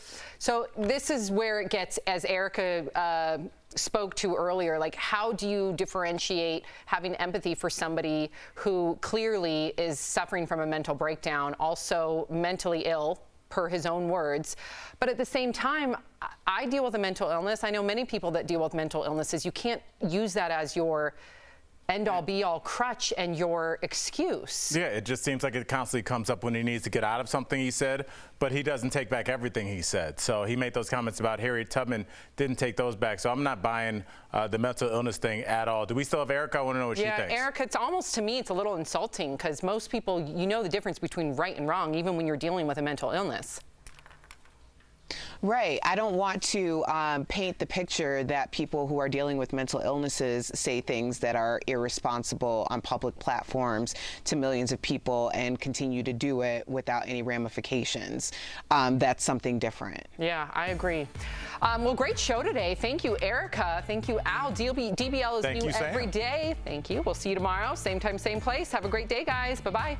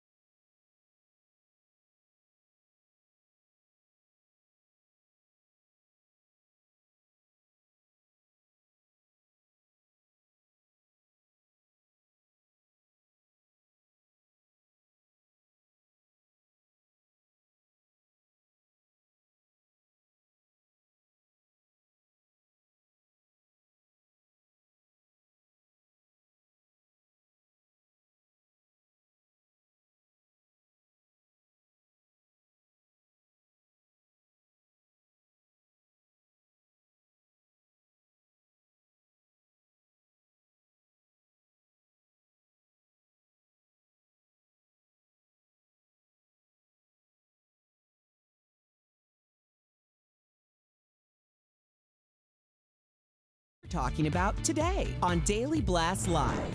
Dancing with the Stars' wild new cast, Tiger King's Carol Baskin, a Selling Sunset star, a Backstreet Boy. With Tyra now in charge, are you gonna tune in? Melania Trump gets accused of using a personal email at the White House.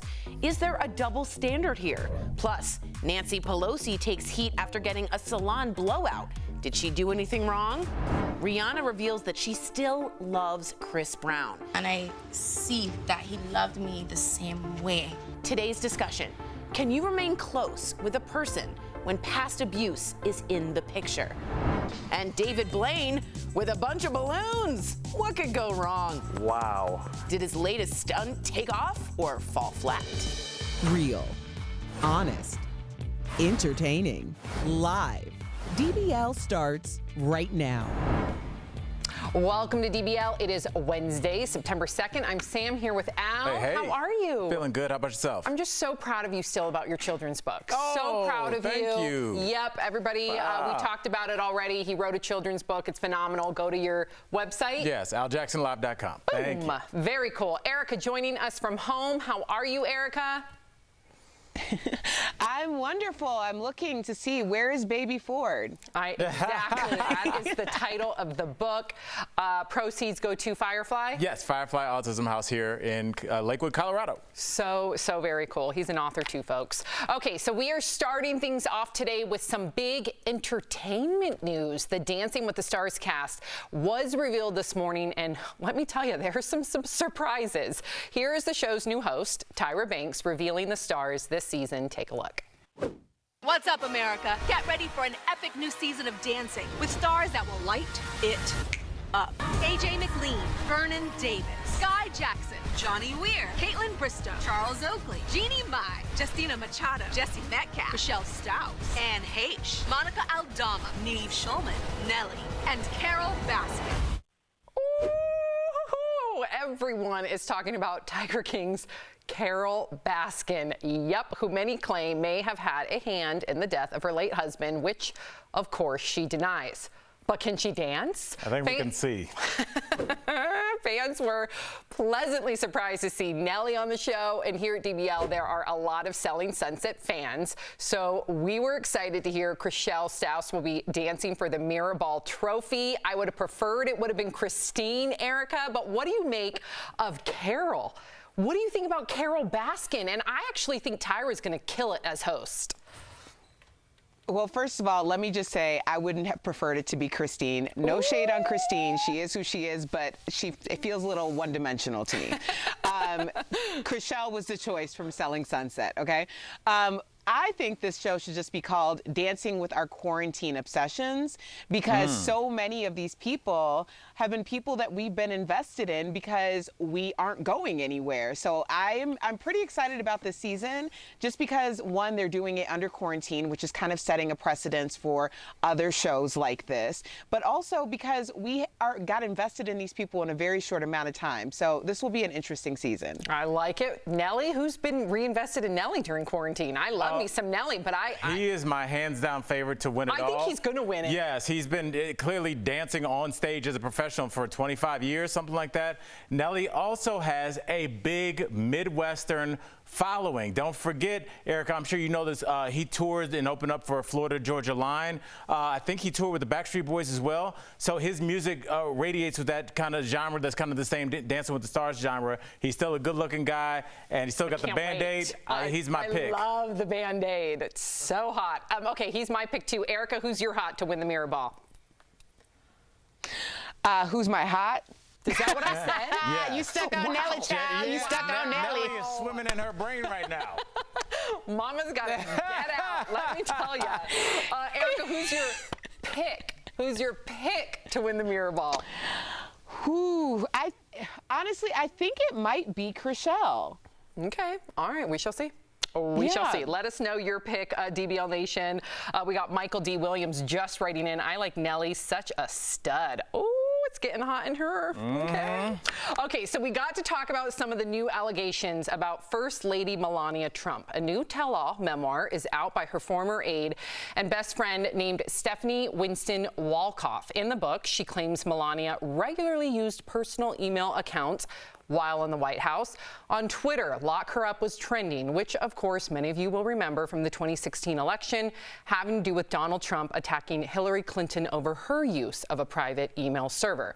The memoir also delves into allegations of tensions between Melania and her stepdaughter, Ivanka Trump, including an effort to block Ivanka from photos taken during the president's inauguration. Here's what Walkoff said about it on CNN this morning. Ivanka usurped Melania in every way that she possibly could. Ivanka wanted to control, really, her place in the administration. So she really was, they call her, Melania called her princess, we called her princess. She really is the princess who wanted to be queen. There is a battle royale. I mean, it's friction, suspicion, deceit, deception. I mean, it doesn't stop. Okay, so Al, here's yet another book. Are you going to read the book? Do you believe the book? The allegations? Where do we go from here? Nowhere, Sam. It doesn't matter. Everybody is so set, I believe, in who they're going for. It could be Lock Her Up because they're not fans of Hillary, but when somebody on their side does it, it's okay, and vice versa. It's okay when somebody on your team does it. And so I don't think the revelations in this book or any other books that have had more kind of bombastic revelations than this one have had, it didn't have any impact. Bombastic? Yes. Well, Erica, there is one bombastic allegation. I've never said that word before in my life, and I just said it on TV. It is an allegation, but is that what that means? I don't know. But it does have to do with within an investigation and the misusing of the funds during the inauguration, which she was a part of, the former aide, and that's her biggest claim of the book. But Erica, again, I mean, she claims to have receipts, meaning she claims that she has recordings, Erica, but we don't know until we actually hear those recordings. And until then, for me, it's just more hearsay. I need to hear something concrete. Sam, the only way I am interested in this information is if Bravo picks it up for a series, because it sounds exactly like some housewife mess that you know I love, because that is my guilty pleasure. Same. So when I see the series come out, that is when I will binge. Yeah. And I just want to say before we move on, I'm interested in like the money, that bombastic part of it. But when it comes to pitting her and Ivanka against one another, I think we need to do better. I mean, where's the female empowerment? I know that does happen, but I think that just comes off too gossiping, too catty.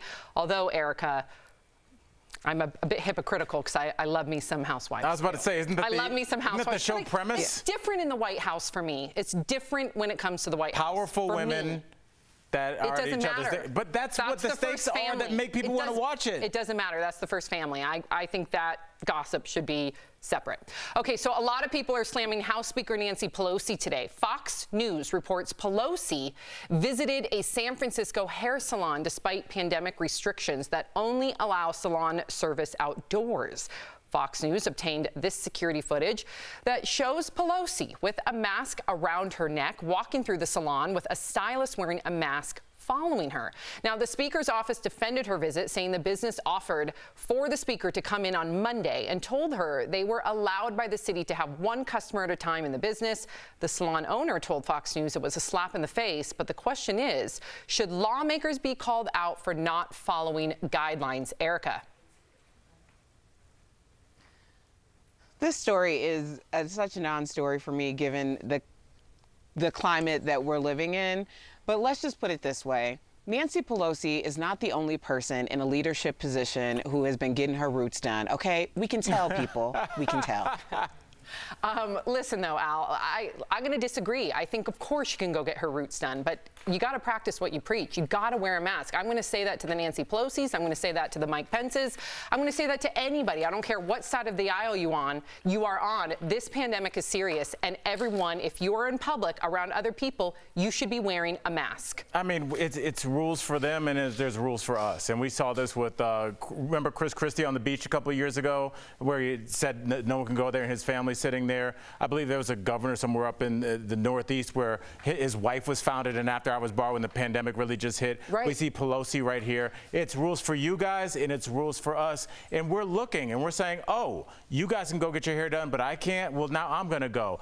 Things start at the top and roll down, and this is why we're still sitting here in the pandemic and things don't have any kind of bright light of changing, when because other we countries keep are opening doing up. this. I know. I'm sick of it. It's I want so to go back to frustrating. normalcy, and then I see other countries opening up, and it's just frustrating. I want us all to just be normal again, but that's going to take a lot of sacrifice from our country and everybody hopefully eventually following the rules. I don't think that's going to happen. Oh, hold your breath. Yeah. Erica, stick around. Coming up on DBL, Rihanna says she still loves Chris Brown despite their rocky relationship.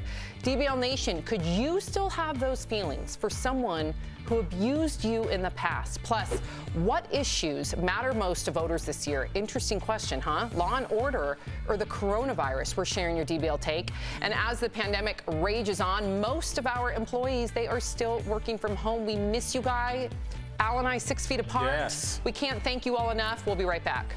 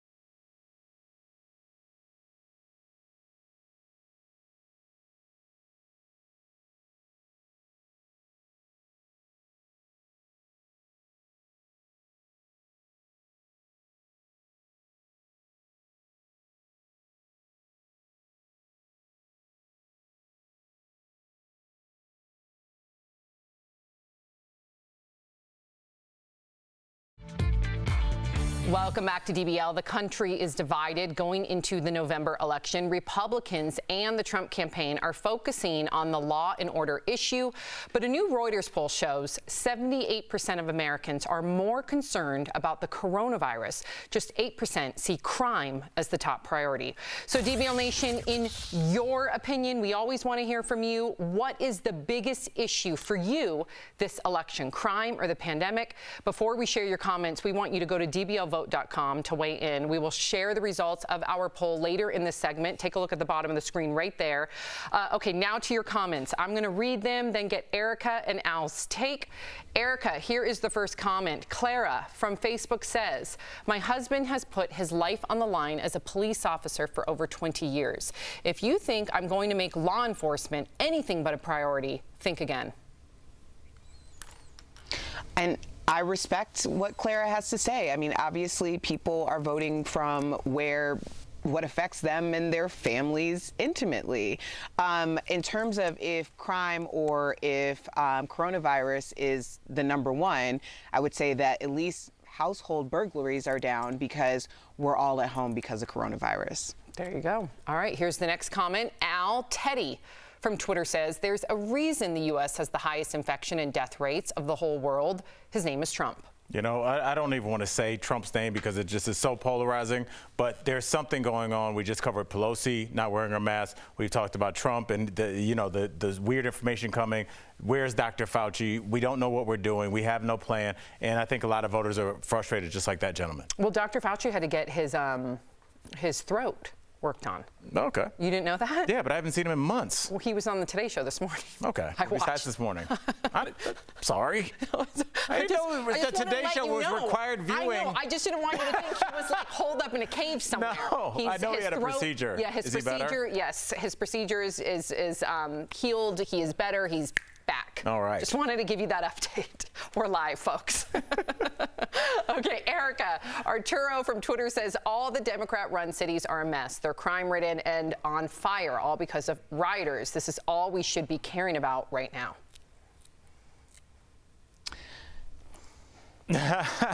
You know, you do you, Arturo. Yeah. Thank you for contributing. Thank you. All right, next, Iris from Twitter says, it's absolutely infuriating that anyone in their right mind would choose to prioritize anything but the health and safety of Americans. I've lost someone to COVID-19, and I blame this administration.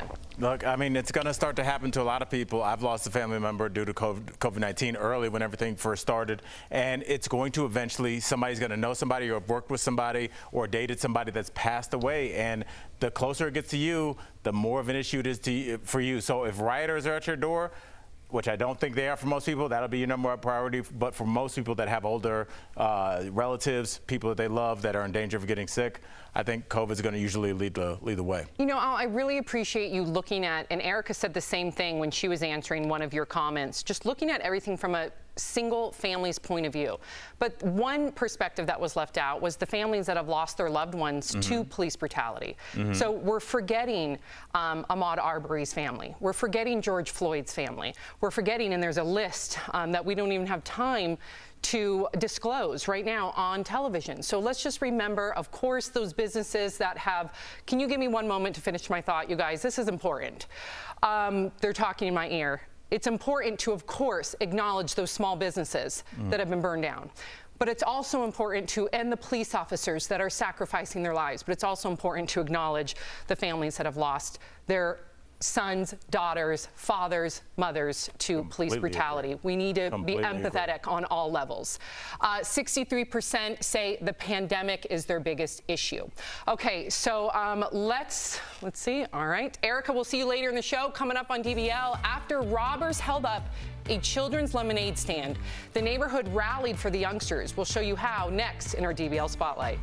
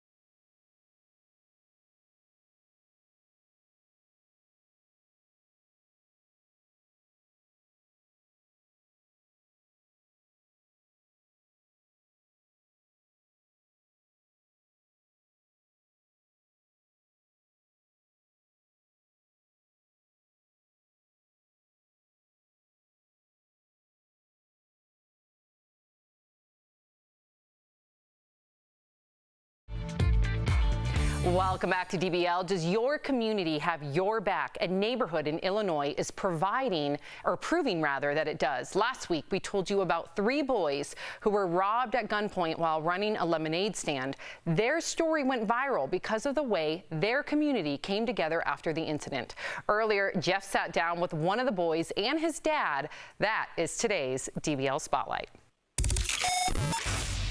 Nathan, Jude, and welcome to DBL. First things first, I want to ask you about your neighbor's security camera that actually caught the robbery. Now, Nathan, as a dad, what were your thoughts when you saw this video? I actually saw it after a lot of my friends did, so I didn't even know it was out there. And when I did see it, I definitely had a new level of anxiety about the whole thing, just seeing it happen. I mean, I think it's so fair to say anger. Am I right? I felt a little more fear, I think, than anger. Just like, wow, what could have happened there? While it was actually happening, I was sort of surprised at the video because I didn't remember what I did because I sort of leaned forward when they came to try to grab the box from them, but I didn't remember that actually happening at the time. Now, Jude, is there anything you'd like to say to the teens who robbed you? I am really glad that all of the police are trying to catch them, and I think it would be good for them to be caught, but I'm sort of worried about how much they're going to be punished because of all of the anxiety that everybody is in with the corona thing. I don't really want them to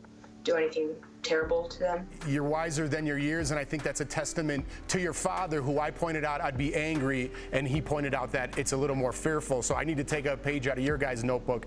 Great job as a family. Now, your story went viral because of the way your community came together after the robbery. Can you tell us about some of the acts of kindness that went through your community?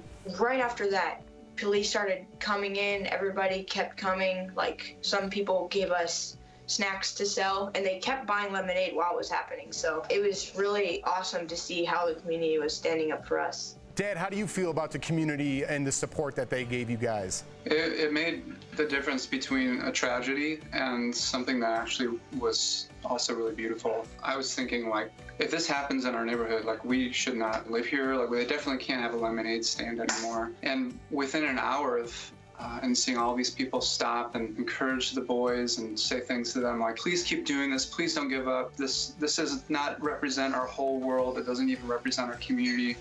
And then the police too, saying like, we'll park a armored truck in front of your lemonade stand every day so that you can keep doing what you're doing. You had $30 stolen from you, but you raised thousands of dollars. What are your feelings on that, and what are you going to spend the money on? When the police came a few days later, they put on sort of a parade for us with maybe 10 or 20 police cars driving by. Every single person came and bought lemonade. That was a lot because all paid a lot extra. At first I was feeling like, oh man, this is too much. This is too much. We only got $30 stolen from us. But then I was thinking about it, and everyone is giving a little bit, and it's building up to something huge. And they needed to do that because that's how they support their own community right now. To find some ways that they can invest the money, ultimately it really encourages and feeds back into the community. Absolutely. And in the end, it's not even about the money. It's terrible what happened to you guys, but that you turned it into a positive and have a sense of the community and family. Well, guys, thank you so much. It's been a pleasure, and I'm glad you turned tragedy into a happy ending. So Nathan, Jude, thank you guys so much for joining us here on DBL. Thanks. We'll be right back, everybody.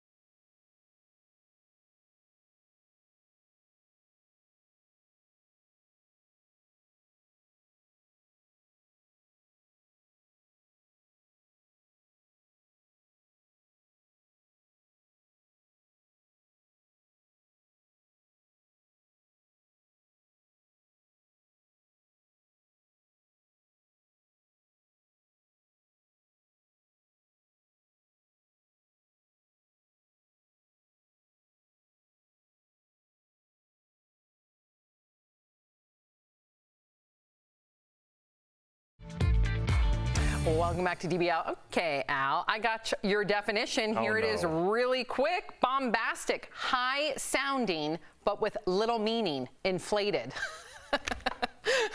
That's a rough one. That could work. No. You were thinking of Bombshell a la Nancy Maybe, Grace. yes. Nancy Grace. But yeah, Bombshell and then Shaggy got in there. Okay, if you're sticking around, here's what's coming up. Kanye West gets deep about abortion in the Black community. Stay tuned.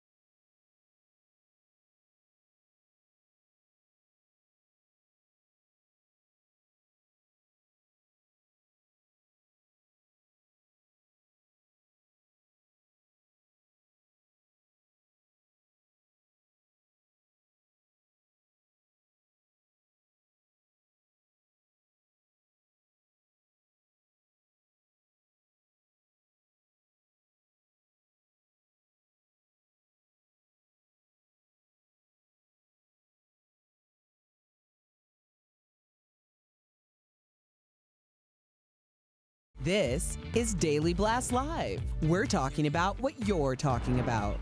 Real, honest, entertaining, live. DBL starts right now. 3, 2. Welcome to DBL. I'm Sam here with Al. Erica joining us from home. So first things first, in the beginning of the show, we teased the story regarding Chris Brown and Rihanna talking to Oprah about still loving Chris Brown.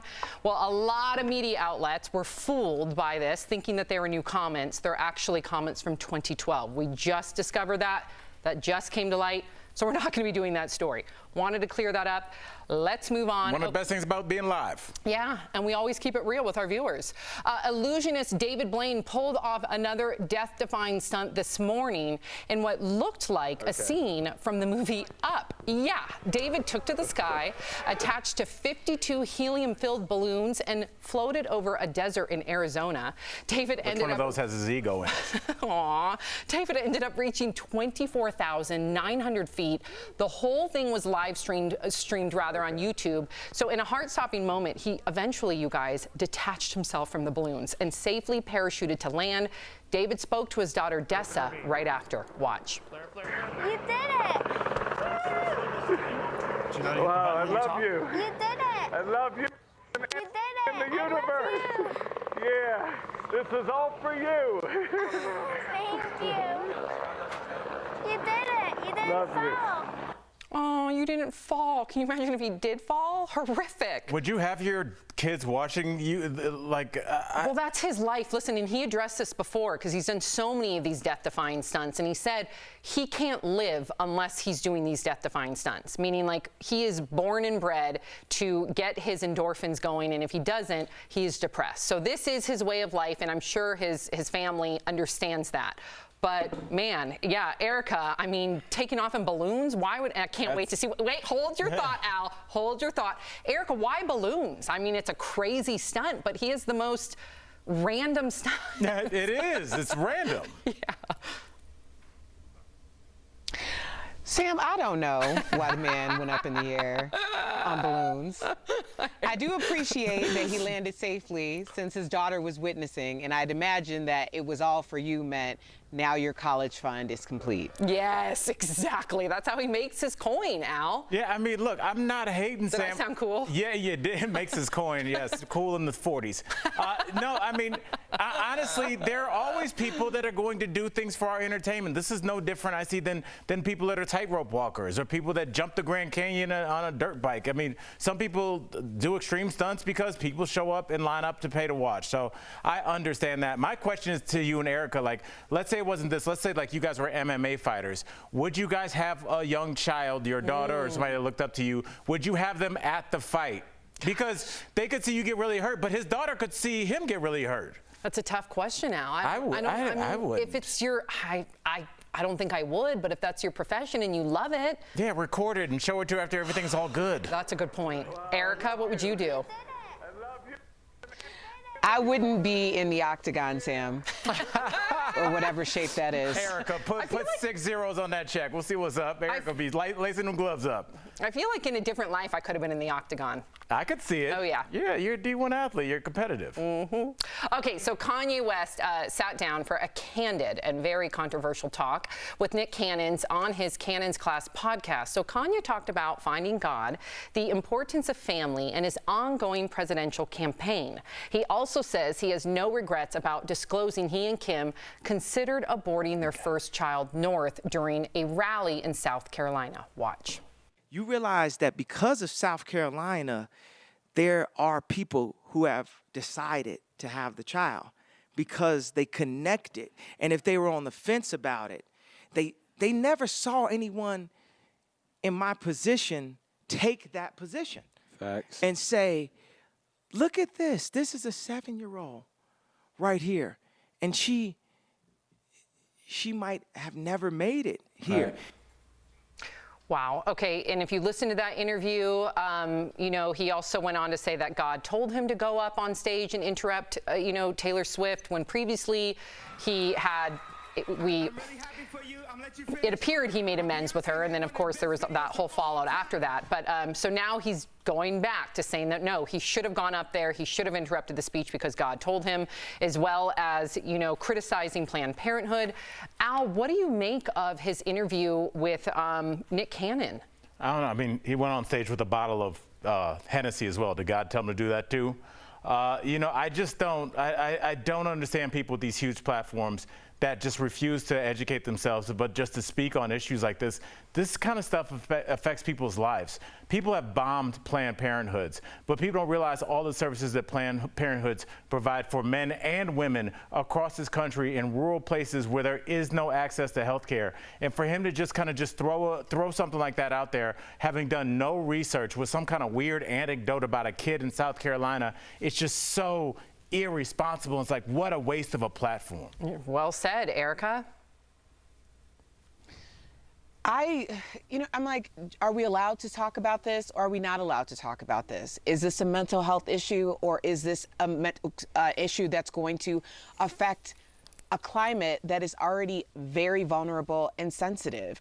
I've already made my thoughts about Planned Parenthood and people who speak so ignorantly against it based on one service that is provided. My question to Kanye would be, what about the people who went ahead and decided to have this child? Have you followed up with them about the reasons why they were on the fence? Because what were the reasons why you were on the fence? Someone who has all the resources in the world in order to raise a child. So there must have been a reason for that conversation, just like there might have been a reason for that ambiguous family in South Carolina. And are you providing said resources in order for them to do and have everything that they need in order to have this child and give them the life that they need? I just think that we're very short-sighted. Like, I was just having a conversation with someone not that long ago about my sexual assault, and they were saying the same things about Planned Parenthood. Like, I don't know what would have happened to me in that first 72 hours had I not had the resources and the support of Planned Parenthood. And there's a lot of other services that are offered through Planned Parenthood. So I really want people to think about that before just saying whatever to Planned Parenthood. It's an abortion center. Yeah, thank you for that, Erica. So Andy Cohen may have broken the bro code when it comes to posting pics on social media. Oh, I saw this on Instagram. Andy posted these pics of Anderson Cooper on Instagram, writing, "If it were a normal year, I'd be on vacation with my pal," threatening to post shirtless pics of him.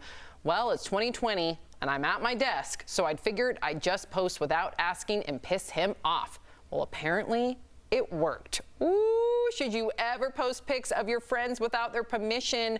What do you think, Al? You know, I don't post pictures of my kids. Now they're getting older. I have asked the two oldest ones, and they said they were fine.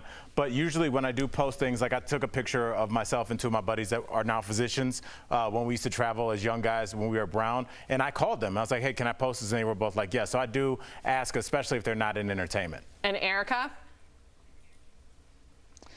I think it's always kind to ask, but I do understand that some people are just like, I look good in the picture, and so therefore it's going up type thing when there's a group shot. But if you're going to post somebody, individually, it better be like the best that they can be. Hey, yeah, he looks great in that. So I'm like, if you looked really good in the picture, which Erica, you and Sam radiated pictures, so you don't even know what it's like to take a bad picture. But if it was a really good picture, but you didn't agree to it, would you have a problem? Listen. Probably not. Okay, but honest. I think that this is a unique situation in the sense that this is Anderson and Andy Cohen's relationship, right? If you get to know them, if you listen to their podcast, if you go to their live show pre-pandemic, you always have Andy Cohen picking and poking and making fun of Anderson Cooper, making him uncomfortable, making him take shots of liquor he's never tried before. So it goes within their brand. Anderson Cooper is always going to be the one that's like, Andy, why'd you have to do that? And it's just work. So I think this is a non-story. I don't think Anderson Cooper is really upset by this, and he does look good. Just saying. All right, okay. I guess. Erica, we'll see you later in the show. Coming up on DBL, a horrific mass shooting in Texas shook up the way police respond to that type of chaos. The lessons learned next in True Crime Chronicles.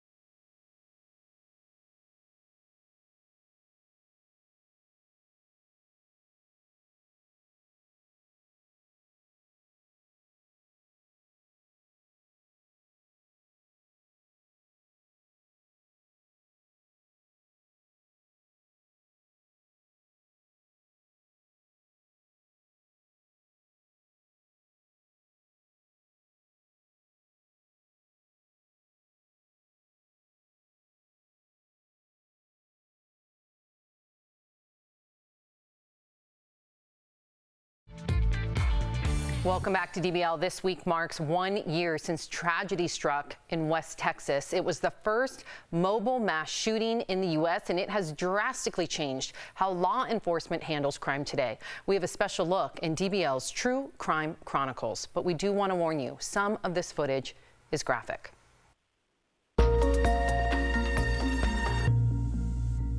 We have an active shooter on the interstate westbound. It was an hour of pure chaos. Things were moving so quickly, changing so rapidly. It all started with a routine traffic stop. A Texas state trooper pulled over 36-year-old Seth Atour.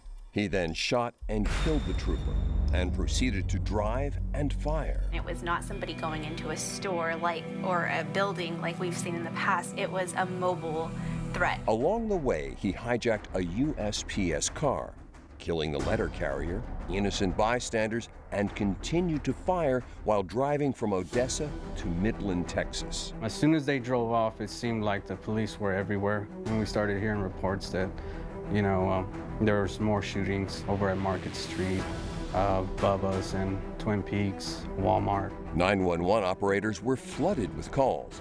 There were reports of multiple victims across 25 different locations. Police departments and call centers were struggling to communicate. Police channels were speaking over each other as the scene changed by the minute. The problem here was that mobility, and it occurred over a much longer period of time. Officers were initially unsure if the shootings were related or where to respond. 7 people died and 25 were hurt. They weren't able to stop the bad guy with a gun this time until he murdered my brother, and I don't want this to happen again. Officers eventually caught up with Seth outside a movie theater in Odessa, where they shot and killed him. An hour of pure chaos for families. I never thought it was going to happen to mine until it did. And an hour of pure frustration at the lack of communication between agencies. This shooting is definitely different. Could better communication have prevented this tragedy? It's an entirely new scenario officers are now learning from and adapting to in West Texas. Earlier, Tori and Jeff spoke with a journalist who was reporting live on air as the shooting was happening. Take a look. We're joined by anchor and reporter Dana Morris from News West 9 in Midland, Texas. Thank you so much, Dana, for joining us.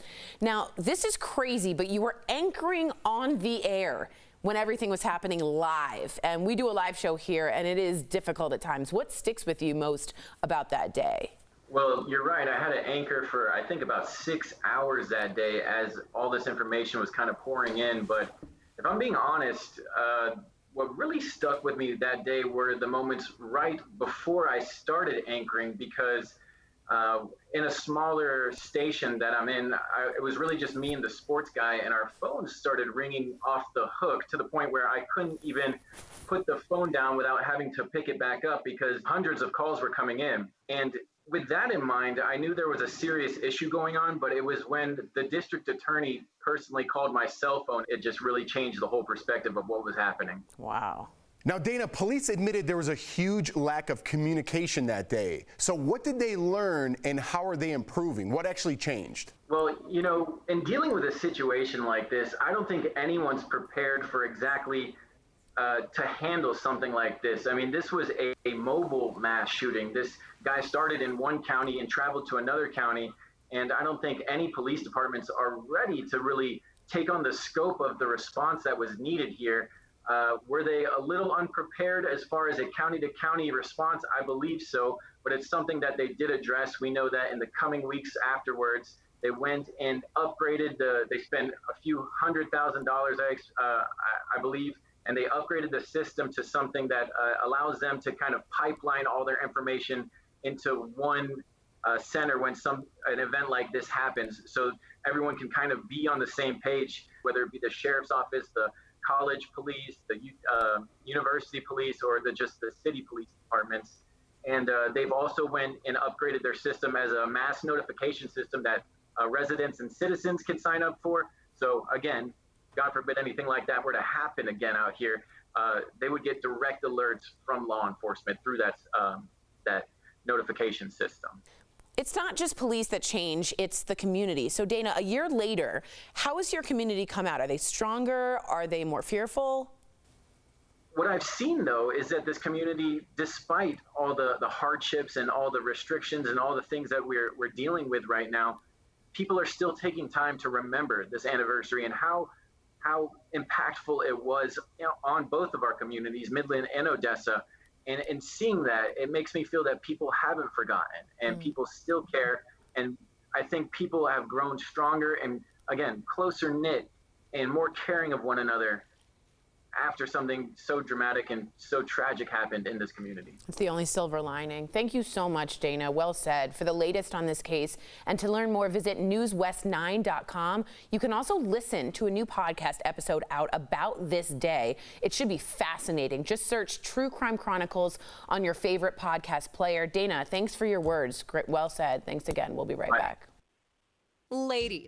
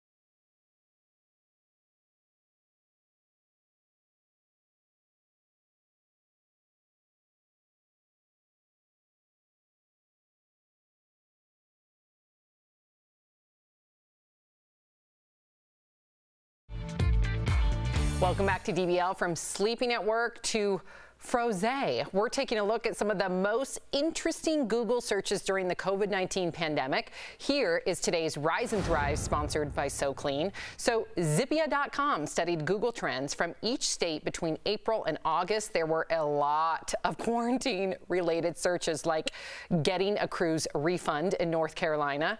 In New York, their most interesting search was quarantine 15. When it came to sleep, having trouble sleeping ranked high in Texas. And how to sleep at work was the most interesting search in Florida. When it comes to sleep, for ways to rest easy, go to SoClean.com or call 1-800-528-6029. What do you think that maybe just you might have to just kind of think about it for a moment. I'll start with you, Al. Do you think that you searched something over and over during the pandemic that plagued you, or no? It was the refund thing really got me because, Sam, I go to a lot of sporting events and a lot of concerts. So how to get your money back from Ticketmaster, and it was a long process, and there was ways to do it, but there are certain things like that, because you're not going to be going out for a while. Good point, Erica. Was there anything that you continued to try to Google during the pandemic? Not so much Google, more DoorDash. I know. How much DoorDash until they cancel my account? Exactly. I'm trying to think what I did. I think I was with you. I was looking for like refunds. I still haven't figured out how to get my furlough. Right. Sorry, Chris. Yeah. Sam is so honest. You can. I can't. It's been like 2 months, and I can't get my furlough. So I have so much empathy for everybody out there that's even. Thank God I have a job. The people out there that are on unemployment, I call unemployment. Oh, yeah, we can make an appointment to talk to you on the phone November 5th. It's crazy. November 5th? How are people supposed to live? I'm lucky I have a job. I think those are the things that people should Google. Is like, what are the next steps? What do I do now? Because a lot of people are Googling that, so a lot of people are answering that question. So do it, and hopefully you can find some good information. Oh, man, I hope everybody's okay out there. We'll be right back. Promotional consideration is brought to you by Are You?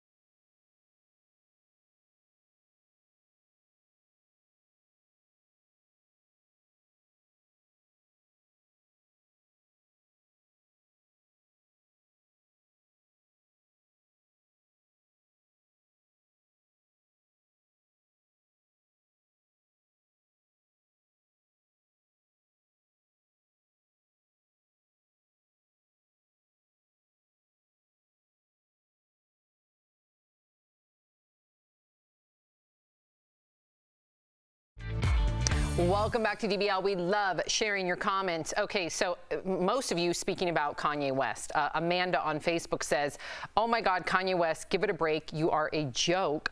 Kathy on Facebook, love that response regarding Kanye and Planned Parenthood. Carol on Facebook, Kanye needs a sweater that ties in the sleeves, parentheses, straight jacket.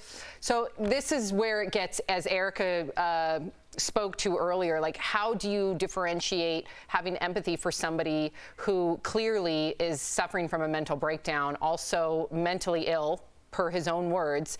But at the same time, I deal with a mental illness. I know many people that deal with mental illnesses. You can't use that as your end-all be-all crutch and your excuse. Yeah, it just seems like it constantly comes up when he needs to get out of something he said, but he doesn't take back everything he said. So he made those comments about Harriet Tubman, didn't take those back. So I'm not buying the mental illness thing at all. Do we still have Erica? I want to know what she thinks. Yeah, Erica, it's almost, to me, it's a little insulting because most people, you know the difference between right and wrong, even when you're dealing with a mental illness. Right. I don't want to paint the picture that people who are dealing with mental illnesses say things that are irresponsible on public platforms to millions of people and continue to do it without any ramifications. That's something different. Yeah, I agree. Well, great show today. Thank you, Erica. Thank you, Al. DBL is new every day. Thank you. We'll see you tomorrow. Same time, same place. Have a great day, guys. Bye-bye.